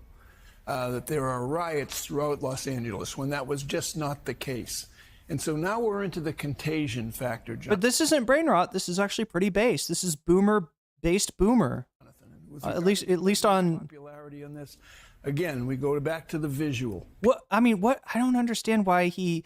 What he's saying is true, and it's a real complaint. I mean, I don't know. Maybe they just don't give him enough airtime. And he had this thought, and he was like, "No, I got to get this out. I don't care if they ask. I'll just answer a different question with that, right?" People see on their home screens, watching the news, they see men jumping out of SUVs, wearing masks, grabbing American citizens off the street. And within 24 hours, that citizen, he or she, I see the connection. In Texas at some prison, or in Arkansas at some prison, whether they're taken off the streets in New York or Boston or Somerville, Massachusetts, where that happened to a young woman. So you've got all of that going on at the same time. This portends to be a long, hot summer, because the contagion factor has now set in, as we were just reporting, from city to city to city. People are out. And sometimes the local police departments aren't up to handling it. The Los Angeles Police Department made one initial mistake. They waited too long on that first day. Ooh. I'm going to have to disagree, Mike Barnacle. I'm going to have to disagree. Look, I've told you how I feel about the LAPD, right? They've got a reputation for being a particularly racist police department, for having officers that live almost exclusively outside of the LA area, and that regard their duties of protect and serve the Los Angeles as almost like a military occupation. That's how they look at it. They look at the citizens of Los Angeles as potential criminals. That being said, it was really the Department of Homeland Security and Immigrations and Customs Enforcement, the ICE and the DHS, that started the escalation. They were the ones that used the hard tactics on the immigrants and then on the protesters, right? At least at first, LA was. He thinks they were going too soft.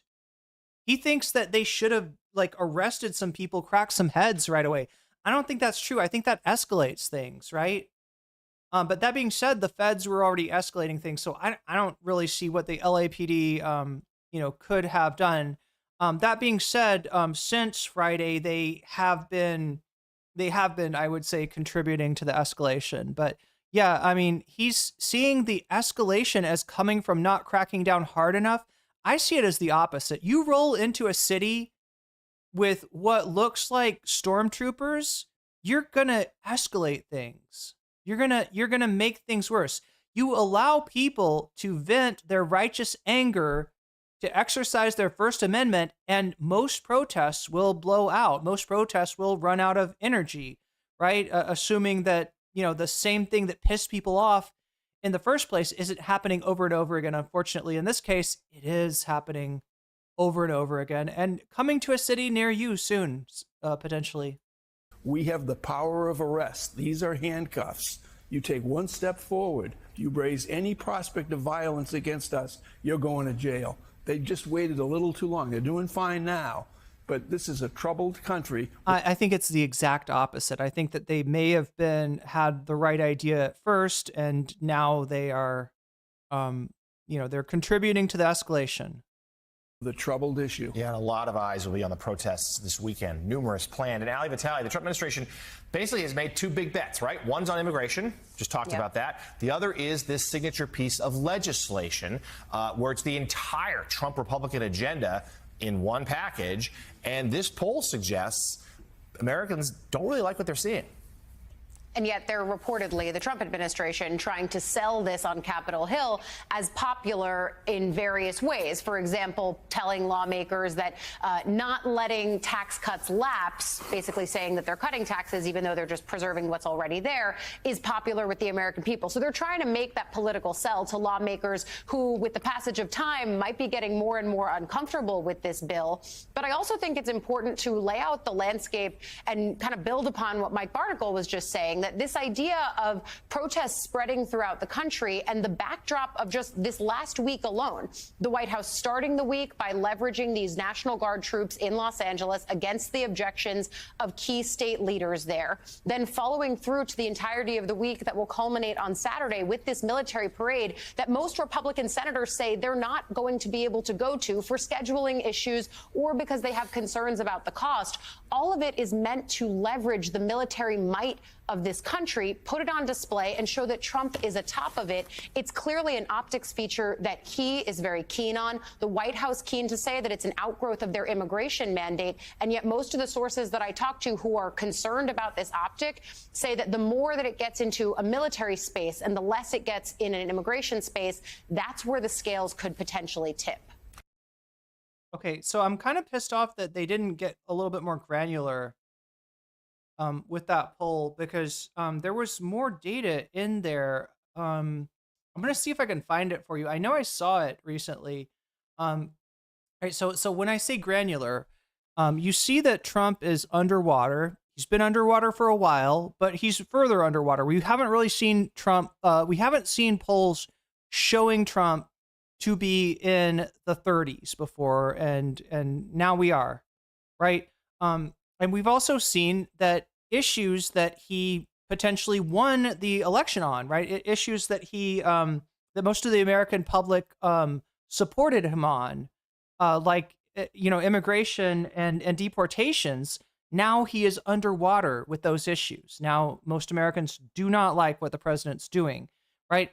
And they got a little bit more granular into finding out why they don't like, right? Because you voted for this guy. He said he was going to do mass deportations. You said, he said he was going to, close the border and all this stuff. Why do you not like what he's doing now that he's doing it? And it turns out that it's things like Americans don't like to see like day laborers arrested and deported. Americans don't like to see farm workers arrested and deported. Americans had a different idea of who he was going to go after. And when they see who he actually goes after, it's people that they don't hate the way that they hate the faceless violent immigrant that Trump, the specter of the violent immigrant that Trump drew upon for his election. So I'll see if I can find you those polls, because they asked a little bit more granular, and you saw stuff like, chat, some of these, like, should we deport X, should we deport Y, people that Trump and ICE are deporting right now, and people, it was like single digits deporting like certain kinds of people that Trump is now deporting, right? So yeah, he is doing he has overplayed his hand. He's overplayed whatever mandate whatever small mandate that you could get in a race that you win by 1.5% of the popular vote. It was the closest race that we've had since 2000 probably. Like Al Gore versus George Bush. It's probably the closest, the most recent race that was as close or closer than 2024. And I mean, this is what happens. So I want to get to the Israeli strike on Iran story. I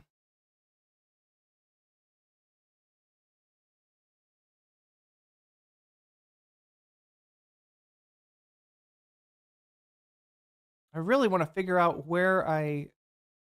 จากท้องทะเลนอร์เวย์ Oh my god. แห่งความสุขของทุกคน Another Rubicon crossing moment for the United States of America. A sitting senator, California Democratic Senator Alex It's like I've got to update my Chrome extensions. Padilla was treated in a manner you don't see every day in the United States of America or in any democracy for that matter.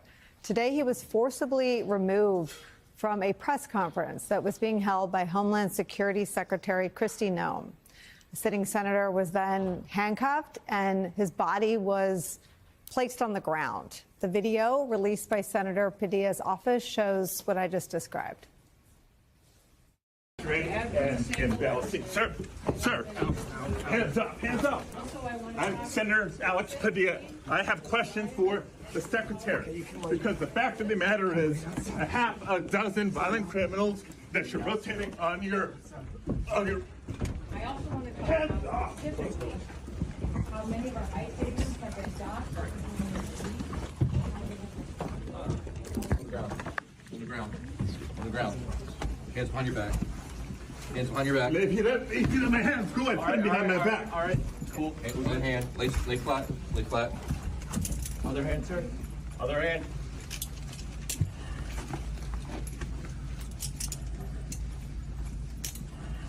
There's no recording allowed out here. I did not know. There's no recording allowed out here. There's a disinformation campaign underway on Fox News where Kristi Noem did an interview in the 3 o'clock hour and said he didn't identify himself. I'm going to ask the control room to rewind that and play it again. While they're doing that, let me just state this. He said, oh, here it is. Watch for yourself. Sir, hands up. I'm Senator Alex Padilla. I have questions for the secretary, because the fact of the matter is a dozen violent criminals that you're rotating on your hands off. How many of our ICE agents have been docked? So yeah, one point of curiosity for me is what he was trying to say before he was unceremoniously pushed out of the room. It sounded like he was trying to say there's like half a dozen violent criminals that you keep rotating to show to give. In what he's talking about is the same thing that Barnacle was saying, right? In terms of that, I guess you could call it confirmation bias, right? So like I said, if the viral images of this protest are things on fire, people destroying property, then it's easy for people to kind of copy and paste that into being representative of what the protests as a whole are about, what they are like, even if they're not.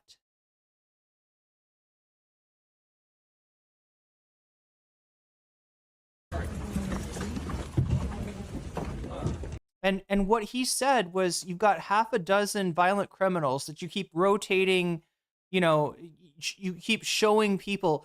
In other words, if you look at the statistics on undocumented people in the United States, right, you'll find that they commit crime at a vastly lower level than citizens, even than your average citizen. So no, this is not a group of people. It's not a demographic that is disposed to violent crime. If anything, they are less likely to be criminals, commit a crime than your average person out there.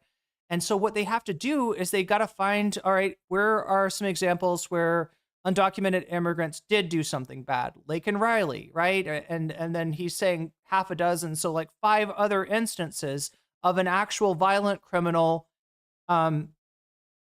violent, criminal who is like undocumented, and that's what they're, that's what they keep on showing you in hopes that you will not drill down and look at, all right, well, what are most undocumented people doing? And it turns out it's not crime.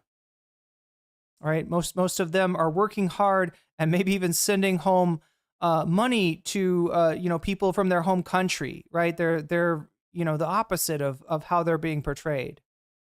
But you get this brain rot where people see one image and it sticks in their mind, and they want to interpret that as being more representative as it is. And the Trump administration absolutely feeding into it with what he's saying, the same half a dozen violent criminals that you rotate through over and over again to try to present a picture that's just not reflective of reality.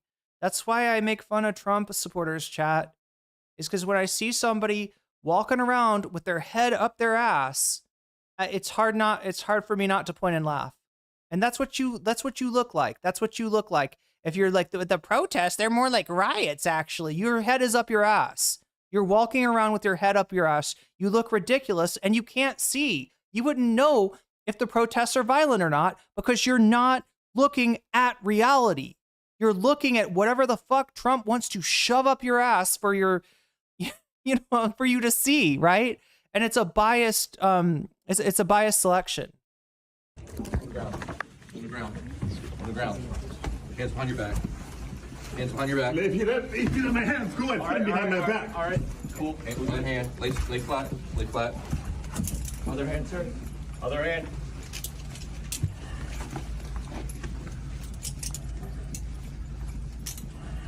There's no recording allowed out here. I do not know. There's no recording allowed out here. There's no recording allowed in here. I wonder why. Again, the United States Secretary of Homeland Security, Kristi Noem, went on Fox News at 3 p.m. and told this lie, quote, he didn't ID himself. Padilla did, so there's that. But he also tried to say before he was manhandled that he was there with questions for the secretary at her press conference. Here's how he described it after a few months ago. Since the beginning of the year, but especially over the Chat, I'm trying to remember where I saw those numbers, right? Where they got granular, right? We're going to get to Ezra Klein in just a second, chat. So hold on for that, right? If you want to get granular with us, if you want to feel the abundance, right? And really see the absolute rot that is the Abundance Caucus. We haven't really talked about this, but they had a convention called Welcome. Wait, what is it called? Welcome Con? Is that what it's called? Something like that. Because their PAC, their political action committee, is called Welcome PAC. Welcome PAC, Cotter. I don't know. I think it's a 70s reference to something. But that is, that they're these we'll get to the story later with Kyle. The Abundance Caucus is voting pretty much, pretty steadfastly for a bill to thank ICE, right? And I mean, like, this is if you want to know where your loser liberal Democrats are, this is where they are. The Democrats that Americans hate, even Democrats hate. The reason that the Democratic Party has such a low approval rating is because of these assholes that are now trying to rebrand themselves as something other than the loser liberals that have been losing races that could have been won since the 1980s. Over the course of recent weeks, several of my colleagues, have been asking the Department of Homeland Security for more information and more answers on their increasingly extreme immigration enforcement actions. And we've gotten little to no information in response to our inquiries. And so I came to the press conference to hear what she had to say, to see if I could learn any new additional information. And at one point, I had a question. And let me emphasize, just as we've emphasized the right for people to peacefully protest and to stand up for their First Amendment rights, for our fundamental rights. I was there peacefully. At one point, I had a question. And so I began to ask a question. I was almost immediately forcibly removed from the room. I was forced to the ground, and I was handcuffed. I will say this. If this is how this administration responds to a senator with a question, if this is how the Department of Homeland Security responds to a senator with a question, you can only imagine what they're doing to farm workers, to cooks, to day laborers. Yeah, chat. He said cooks. Okay, I know it sounded like another word, but no, trust me, he's saying cooks there. The Los Angeles community and throughout California and throughout the country. We will hold this administration accountable. If this is how they treat a senator with a question, imagine what they're doing to others. That's the question for all of us right now, today. California's Governor Gavin Newsom posted this, quote, Senator Alex Padilla is one of the most decent people I know. This is outrageous, dictatorial, and shameful. Trump and his shock troops are out of control. This must end. Sonny Lopez says, I heard it both ways. Yeah, me too. And now, former Vice President Kamala Harris, who held the same Senate seat as Senator Padilla, tweeted this, quote, United States Senator Alex Padilla was representing the millions of Californians who are demanding answers to this administration's actions in Southern California. This is a shameful and stunning abuse of power. It's where we start today with my colleague, NBC's Jacob Sobroff. He's in Los Angeles. Oh, God, it's the bulwark. I was trying to get away from these guys. They might actually have what I'm looking for, though, chat. Like, anybody want to help me out? Like, I saw a more granular version of the Quinnipiac poll. I saw a version of the poll that asked people, like, you know, this kind of person, would you want them deported, right? This kind of person, this kind of person. And the whole thing is Americans want violent criminals deported, as, you know, you could like you would expect, right? But when you go to like anybody else that is just like a undocumented person, you know, going about their daily life, going to work and stuff like that, they don't actually have that kind of smoke for those people, right? They have that kind of, the only reason that they're so set off on this moral panic against immigrants is because Trump has sold them a vision where like most immigrants are like violent criminals. And the reality is actually 180 degrees in the other direction. So yeah, there's the bulwark, people. Where Senator Padilla was just speaking. Also joining me, MSNBC political analyst, host of the Bulwark podcast, Tim Miller's here. Also joining us, the publisher of the Bulwark and host of the Focus Group podcast, Sarah Longwell is here. And here at the table for the hour, former Deputy National Security Advisor to President Obama, MSNBC contributor Ben Rhodes is here. Ben, I start with you because I don't want these words that I started with to... And just remember, before this Obama official tries to, tries to wash his hands of all this, remember that Obama was deporter in chief, right?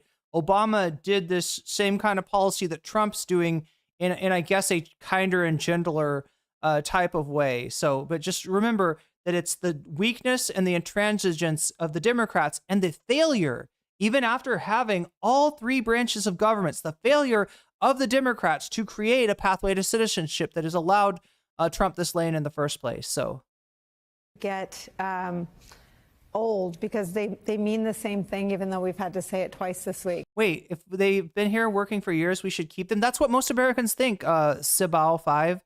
But they should pay taxes if they're criminals. They should be. Well, see, that's the thing is there was never a rule where like criminals don't get deported, like that criminals get let off because they're immigrants, right? That was a lie that Trump sold to you. Unfortunately, that's a worm that made it into your brain. But I'm glad you've been able to pluck that sucker out and have a look at it now and realize that's not actually how things are in reality. They should pay taxes, you say. That's funny that you say that because they do. They pay taxes. They don't get any benefits, right? They pay into Social Security, and unless they become a citizen, unless they're somehow able, and like I said, our pathway to citizenship is broken, right? It is almost impossible to go from that hardworking person, you know, a pillar of your community, to being a citizen, right? It's just fucked up. And that's the reason that there's so many people that are undocumented. The reason we have 11 million undocumented is because we have a busted pathway to citizenship. And the difference between an immigrant, an undocumented person, and a documented person is literally paperwork. And our bureaucracy does not allow for people that we should want to be here in this country to get that paperwork fixed, right? That's where we're at. Wait, there was something else in what you said. Yeah, they pay taxes. That's the other thing people don't realize, right? They pay taxes. They pay Social Security. They pay all this kind of shit, right? So, I mean, like, check.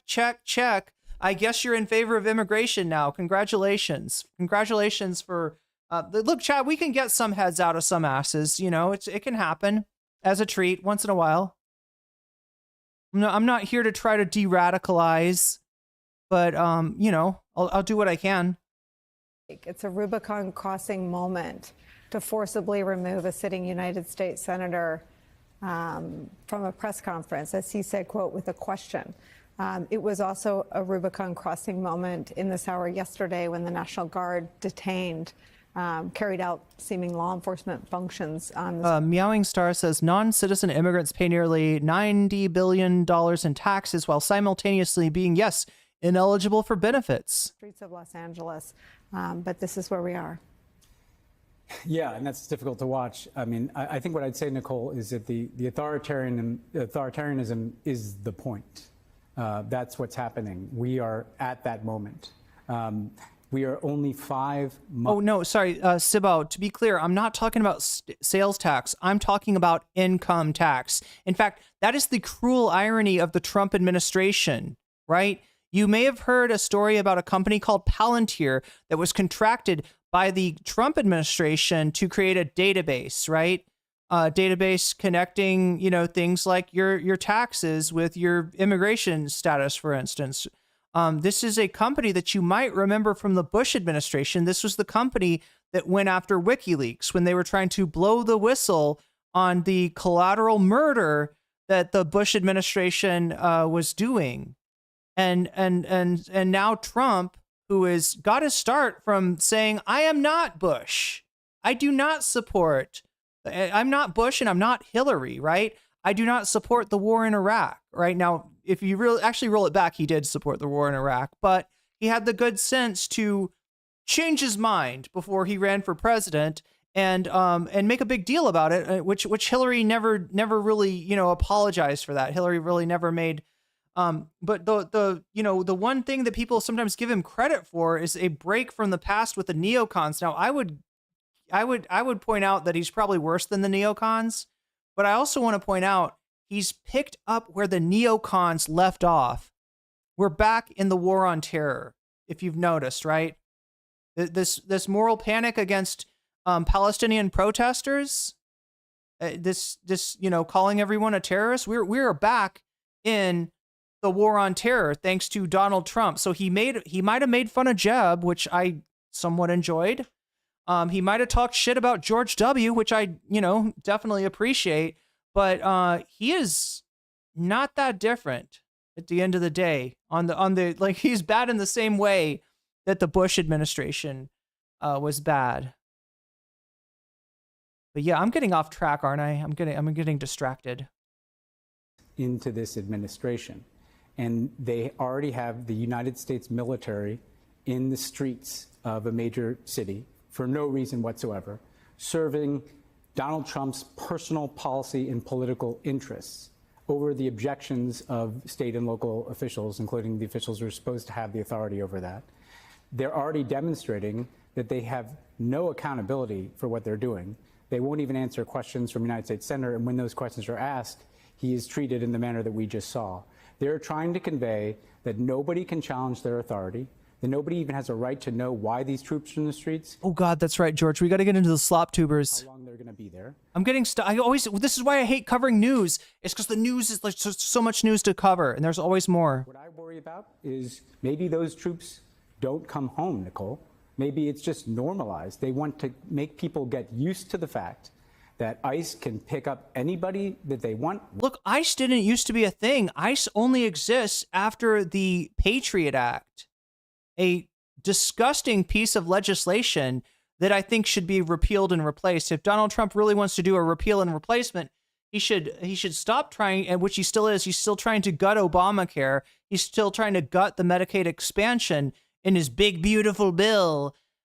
He should stop trying to repeal and replace Obamacare, and he should think about repealing and replacing. If he was serious about standing against the military and industrial complex, right, which some conservatives thought he was, which some conservatives appreciated that about him. If he was serious about that, then he would think about things like repealing the Patriot Act. Instead, he's reopening Guantanamo. Actually, I don't think Guantanamo ever totally closed, right, chat? I think we still have potentially innocent people languishing in there.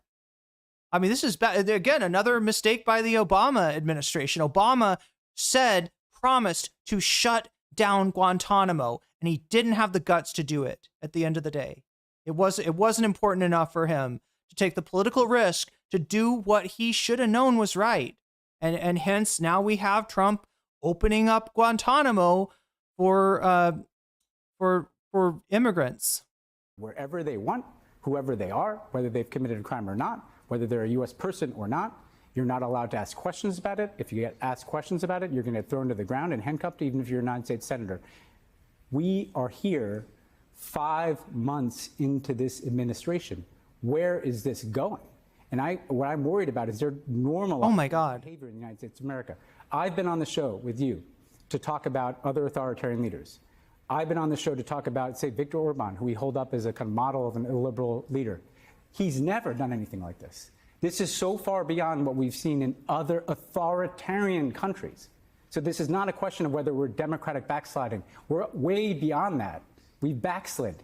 We're now more authoritarian in our government than most of the countries that we talk about when we talk about dictatorial regimes in this world. That's where we are now in month 5. So where are we heading? I think we're headed to a place where what is going to... Fascism. Let me make it easy for you. Let me make it simple for you. Fascism, right? We're in proto-fascism right now. We're heading into fascism. It was so peaceful up here, but now there are freaking communists invading. And the only way that we stay out of that is if people rise up and get some courage. And chat, courage is contagious. Your courage will spark courage in other people that they didn't know that they had. This Saturday, there is a protest across the country. There's no excuse of it's not happening where I'm at, because chat, it is happening where you're at. It's happening everywhere. No gods, no kings. Let this motherfucker know. Let this motherfucker know that imitating, Louis XIV is going to give him the exact ending that the French kings ended up with, right? This is not, he's going to speed run late stage capitalism all the way into a revolution if he's not careful. It's going to happen this weekend, where there's popular mobilization and there's troops in the streets. He said popular mobilization. Oh my God, who is this guy? Who is this guy? He's going to watch tanks and helicopters go by him. That's where we're going to be. Ben Rhodes, former national security advisor to President Obama. That's hilarious. This is sorry, dude. That's our word. Rubicon's been crossed. The lines have been drawn. And because of the... Look, you had a chance for popular mobilization if Obama had kept OFA going. He didn't, because he didn't want it. Because at the end of the day, hope and change was an empty fucking promise. And that's why we end up with Trump.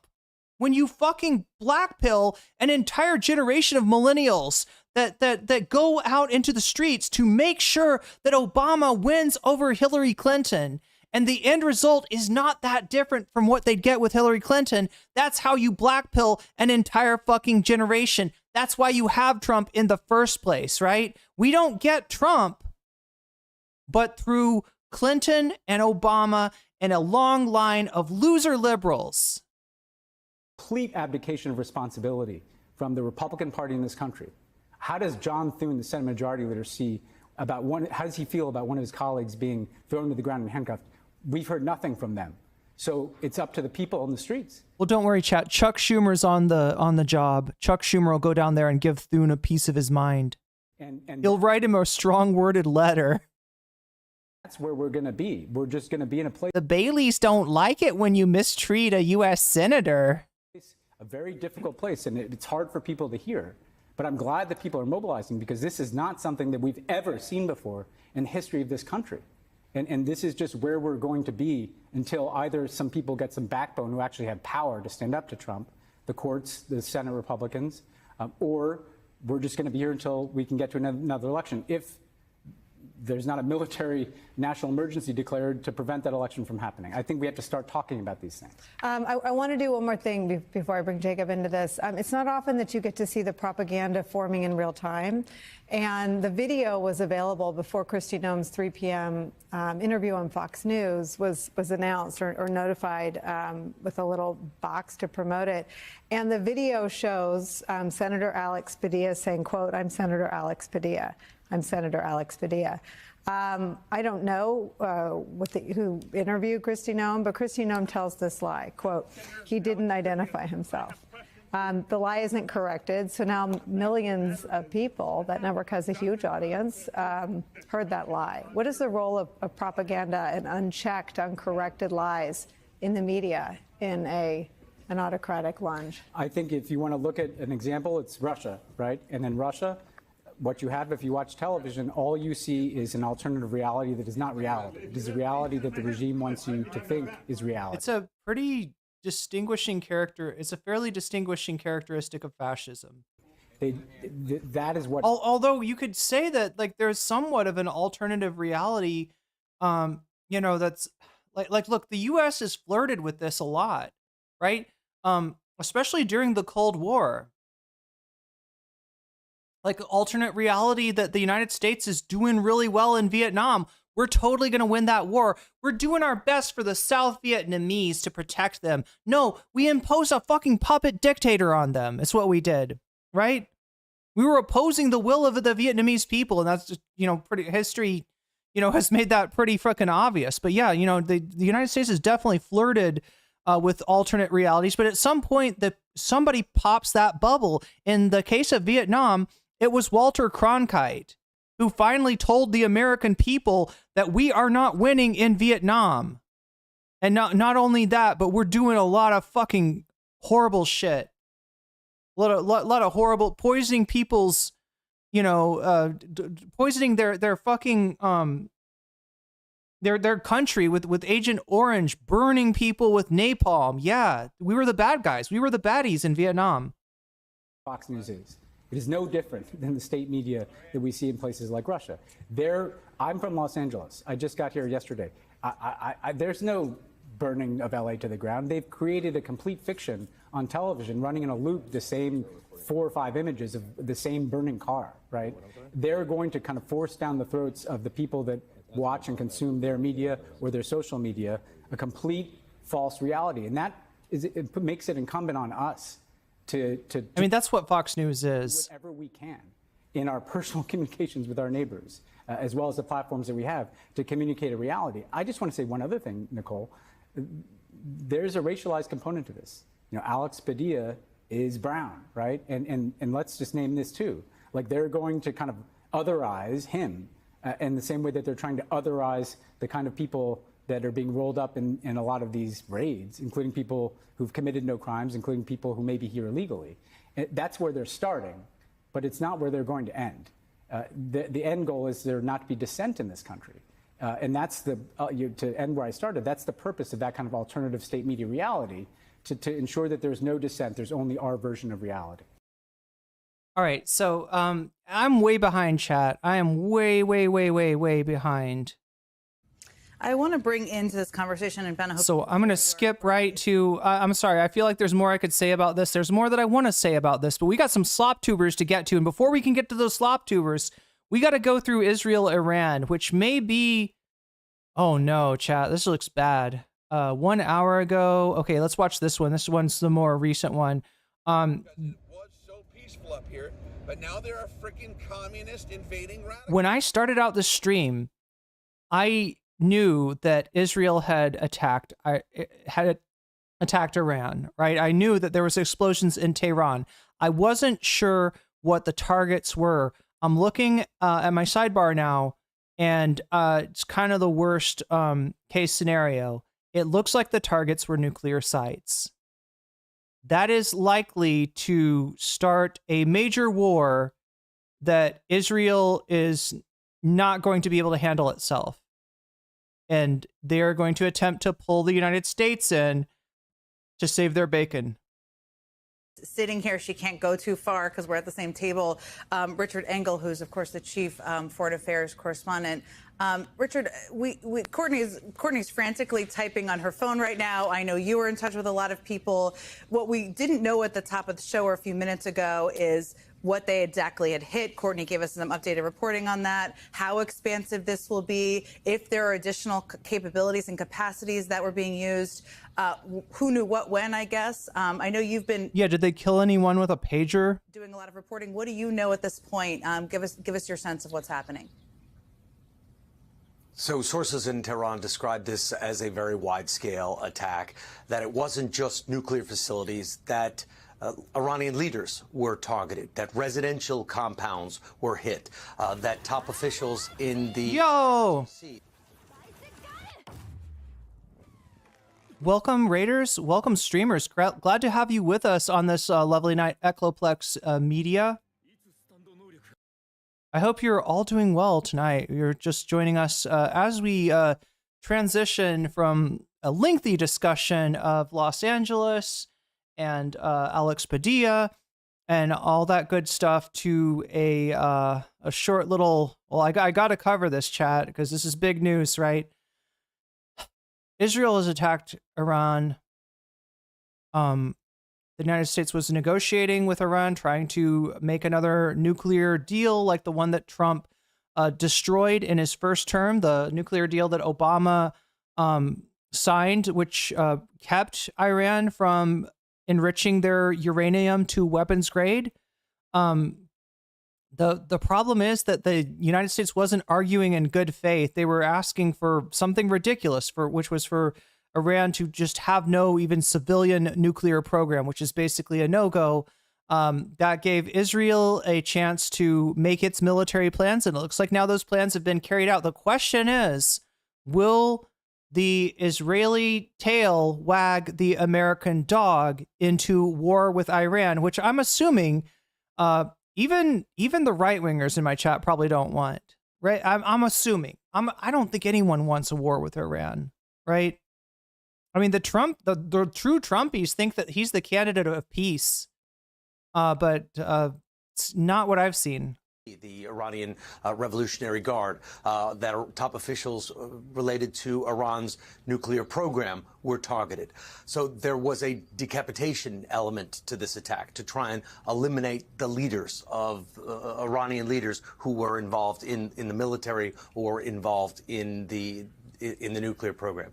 So attacks on sites, according to Prime Minister Netanyahu, dozens of Israeli aircraft were used to attack dozens of sites, including nuclear sites. And according to these sources in Iran, not just nuclear sites, but also leadership sites, residential compounds across the nation. One of the big questions here is, of course, what the retaliation may look like. I don't know that they're going to predict that in advance, but you've been talking to sources there. What should we anticipate? What could it look like? So I just returned from Iran relatively recently. I was there on 2 back-to-back trips, and the Iranians made it clear to me, both the Iranian people and the Iranian government, that they wanted to avoid this. They were engaged in the peace talks with the Trump administration in the hopes of avoiding this exact scenario. I spoke, first talk on the popular level, I spoke to many Iranians, young people, people who were out in businesses, in restaurants, in tech parks, and they told me many times they didn't want a confrontation with Israel. They didn't want a war with the United States.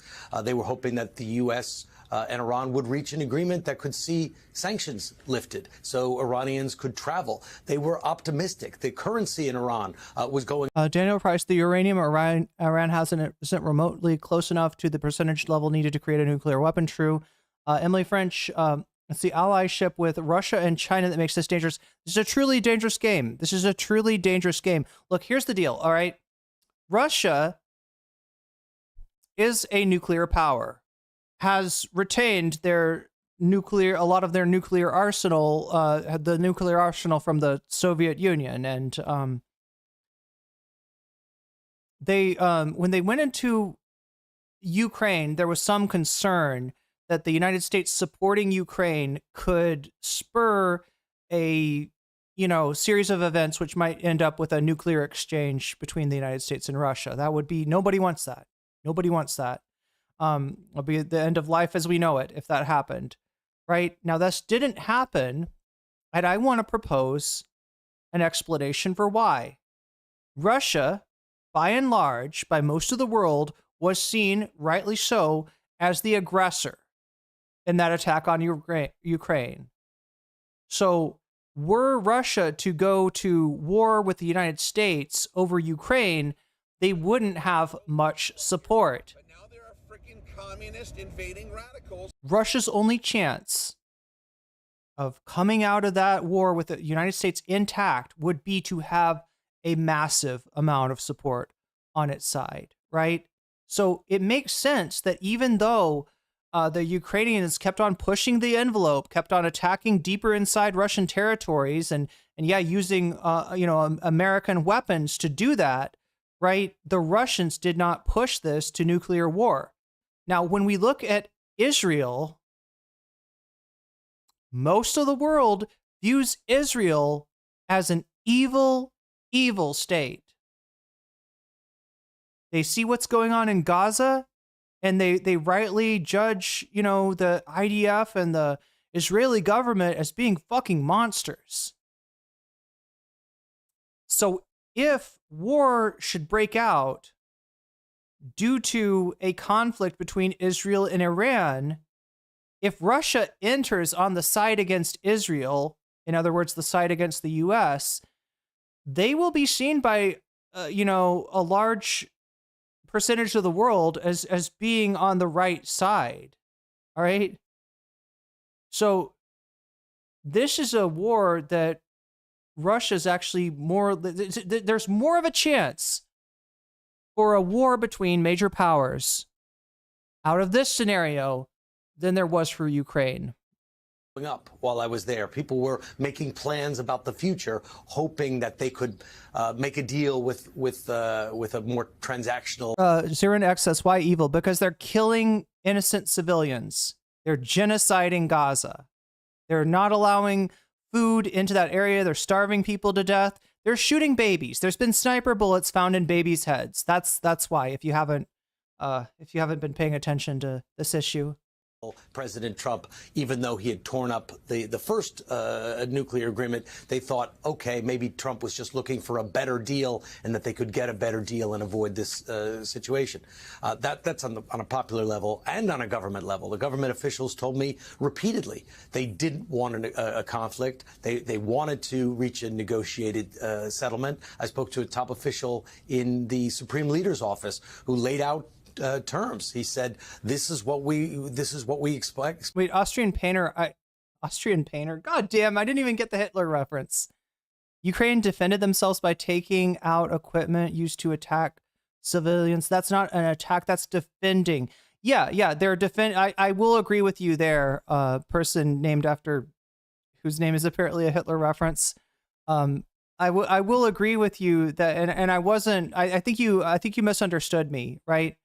In defending their country, in prosecuting the war against Russia that Russia started by invading them, right? Ukraine struck deep into Russian territory.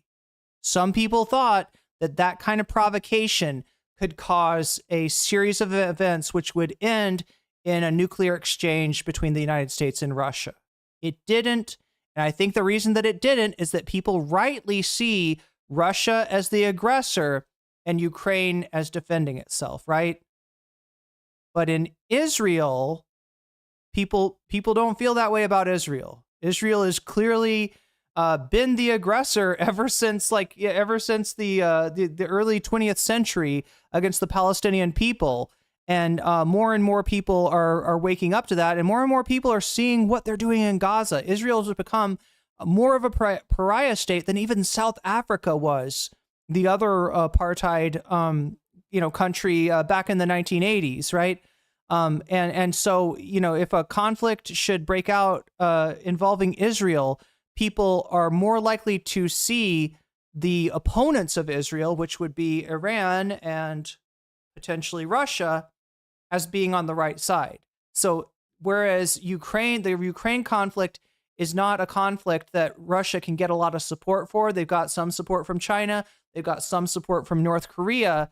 A conflict against Israel, Russia's, Putin's an evil guy. But then Bibi Netanyahu, oh my God, he's, kind of low key more evil. So yeah, that's why nuclear conflict, nuclear exchange is more likely to break out as a result of the United States being pulled in by Israel, and potentially if Russia were to be pulled in by Iran, then you've got the makings for World War III. That's why you should be concerned. This is what we're hoping for.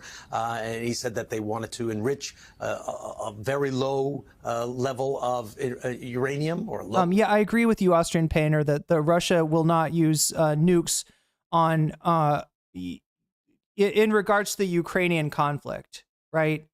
I think that what I'm worried about is a conflict between major world powers, major nuclear powers, right? United States, Russia, China, right? If those countries, if go to war with the United States, it's a lot.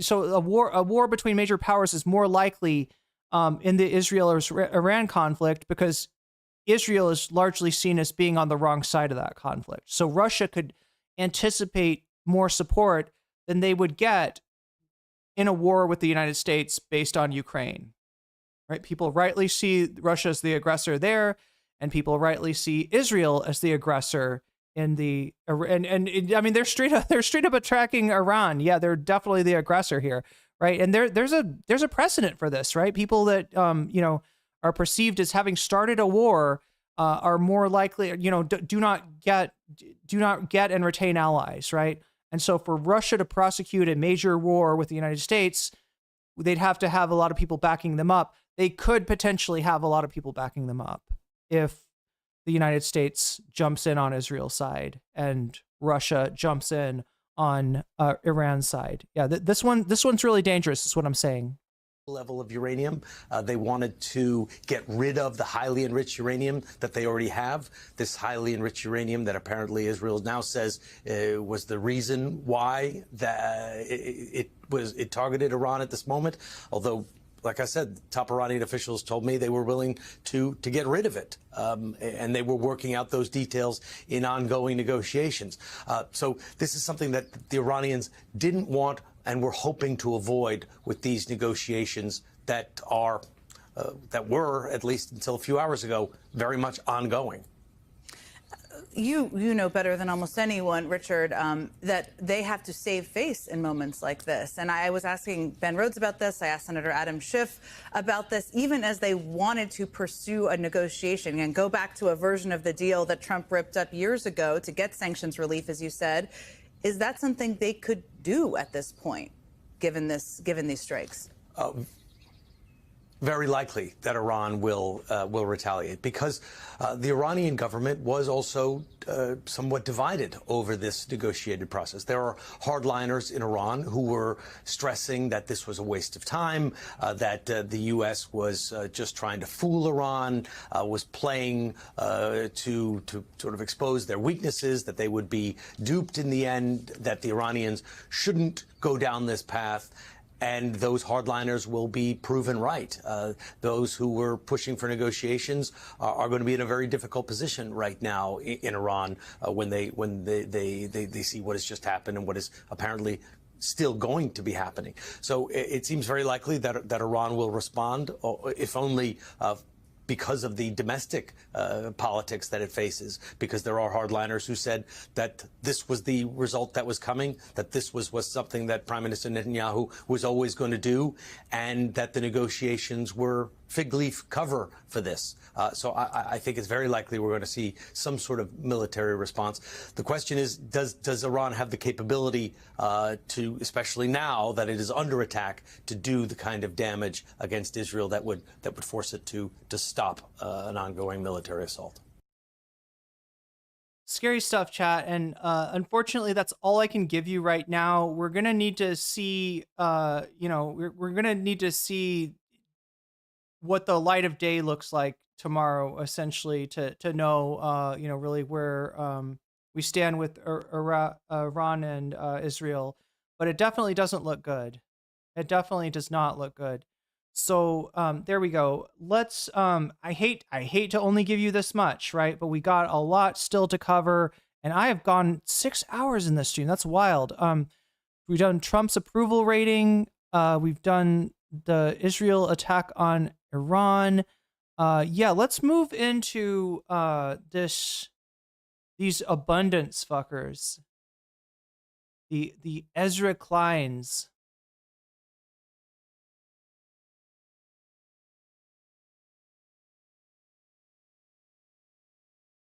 So, speaking of Diet MAGA, we just talked about John Fetterman and how he's concerned trolling over the protests and wagging his fingers. I'm against rioting. Oh, you brave, brave man. Thank you very much for that. Well, I need you guys to look at this. This is really something. All right, let me read this out. See if you... Wait, are these senators... I guess these are members of Congress. 75 Democrats joined Republicans to express gratitude to the ICE agents for... call for a greater local and state collaboration with ICE. These 75 Democrats joined Republicans to, quote, express gratitude to ICE agents and call for greater local and state collaboration with ICE. So I'm going to get to those Democrats in a second. But let me just point out, these are traitors, these people. These people right now are Diet MAGA and may eventually soon just be full MAGA. They think, bro, we're like the savvy political ones in the Democratic Party, and what that means is we just like agree with the right on a whole bunch of stuff. They really think that this is like, 4D chess where I'm going to outmaneuver the lefties who are just against Trump. But All right, chat, so I'm going to end the short stream now. If you want to join us, we're not ending the stream, right? I'm going to be streaming in the horizontal format, just not on shorts. We're going to go over some slop tubers who have been backing this ICE attack on LA. Democrats, right? This is the beginning of it, right? Talking about some Democrats in Congress who just signed on to an act to quote unquote thank ICE. So if you'd like to come along with us, jump in the raid. I have given you the link. Maybe the mods can spam that link. And I'm about to end the stream over there. I probably should have done that a little earlier from the looks of it, right? Anyway. I'm actually going to agree with Trump, and that'll make the Democratic base love me. Fucking wrong. Fucking wrong. They hate you, and they're only going to hate you more and more and more and more. So why is this so unacceptable? For 75 Democrats to express gratitude to ICE, because this is the exact point in time, y'all, where Stephen Miller just berated ICE agents and said to them, you better stop just going after people you think are criminals. I need you going to Home Depot parking lots. I need you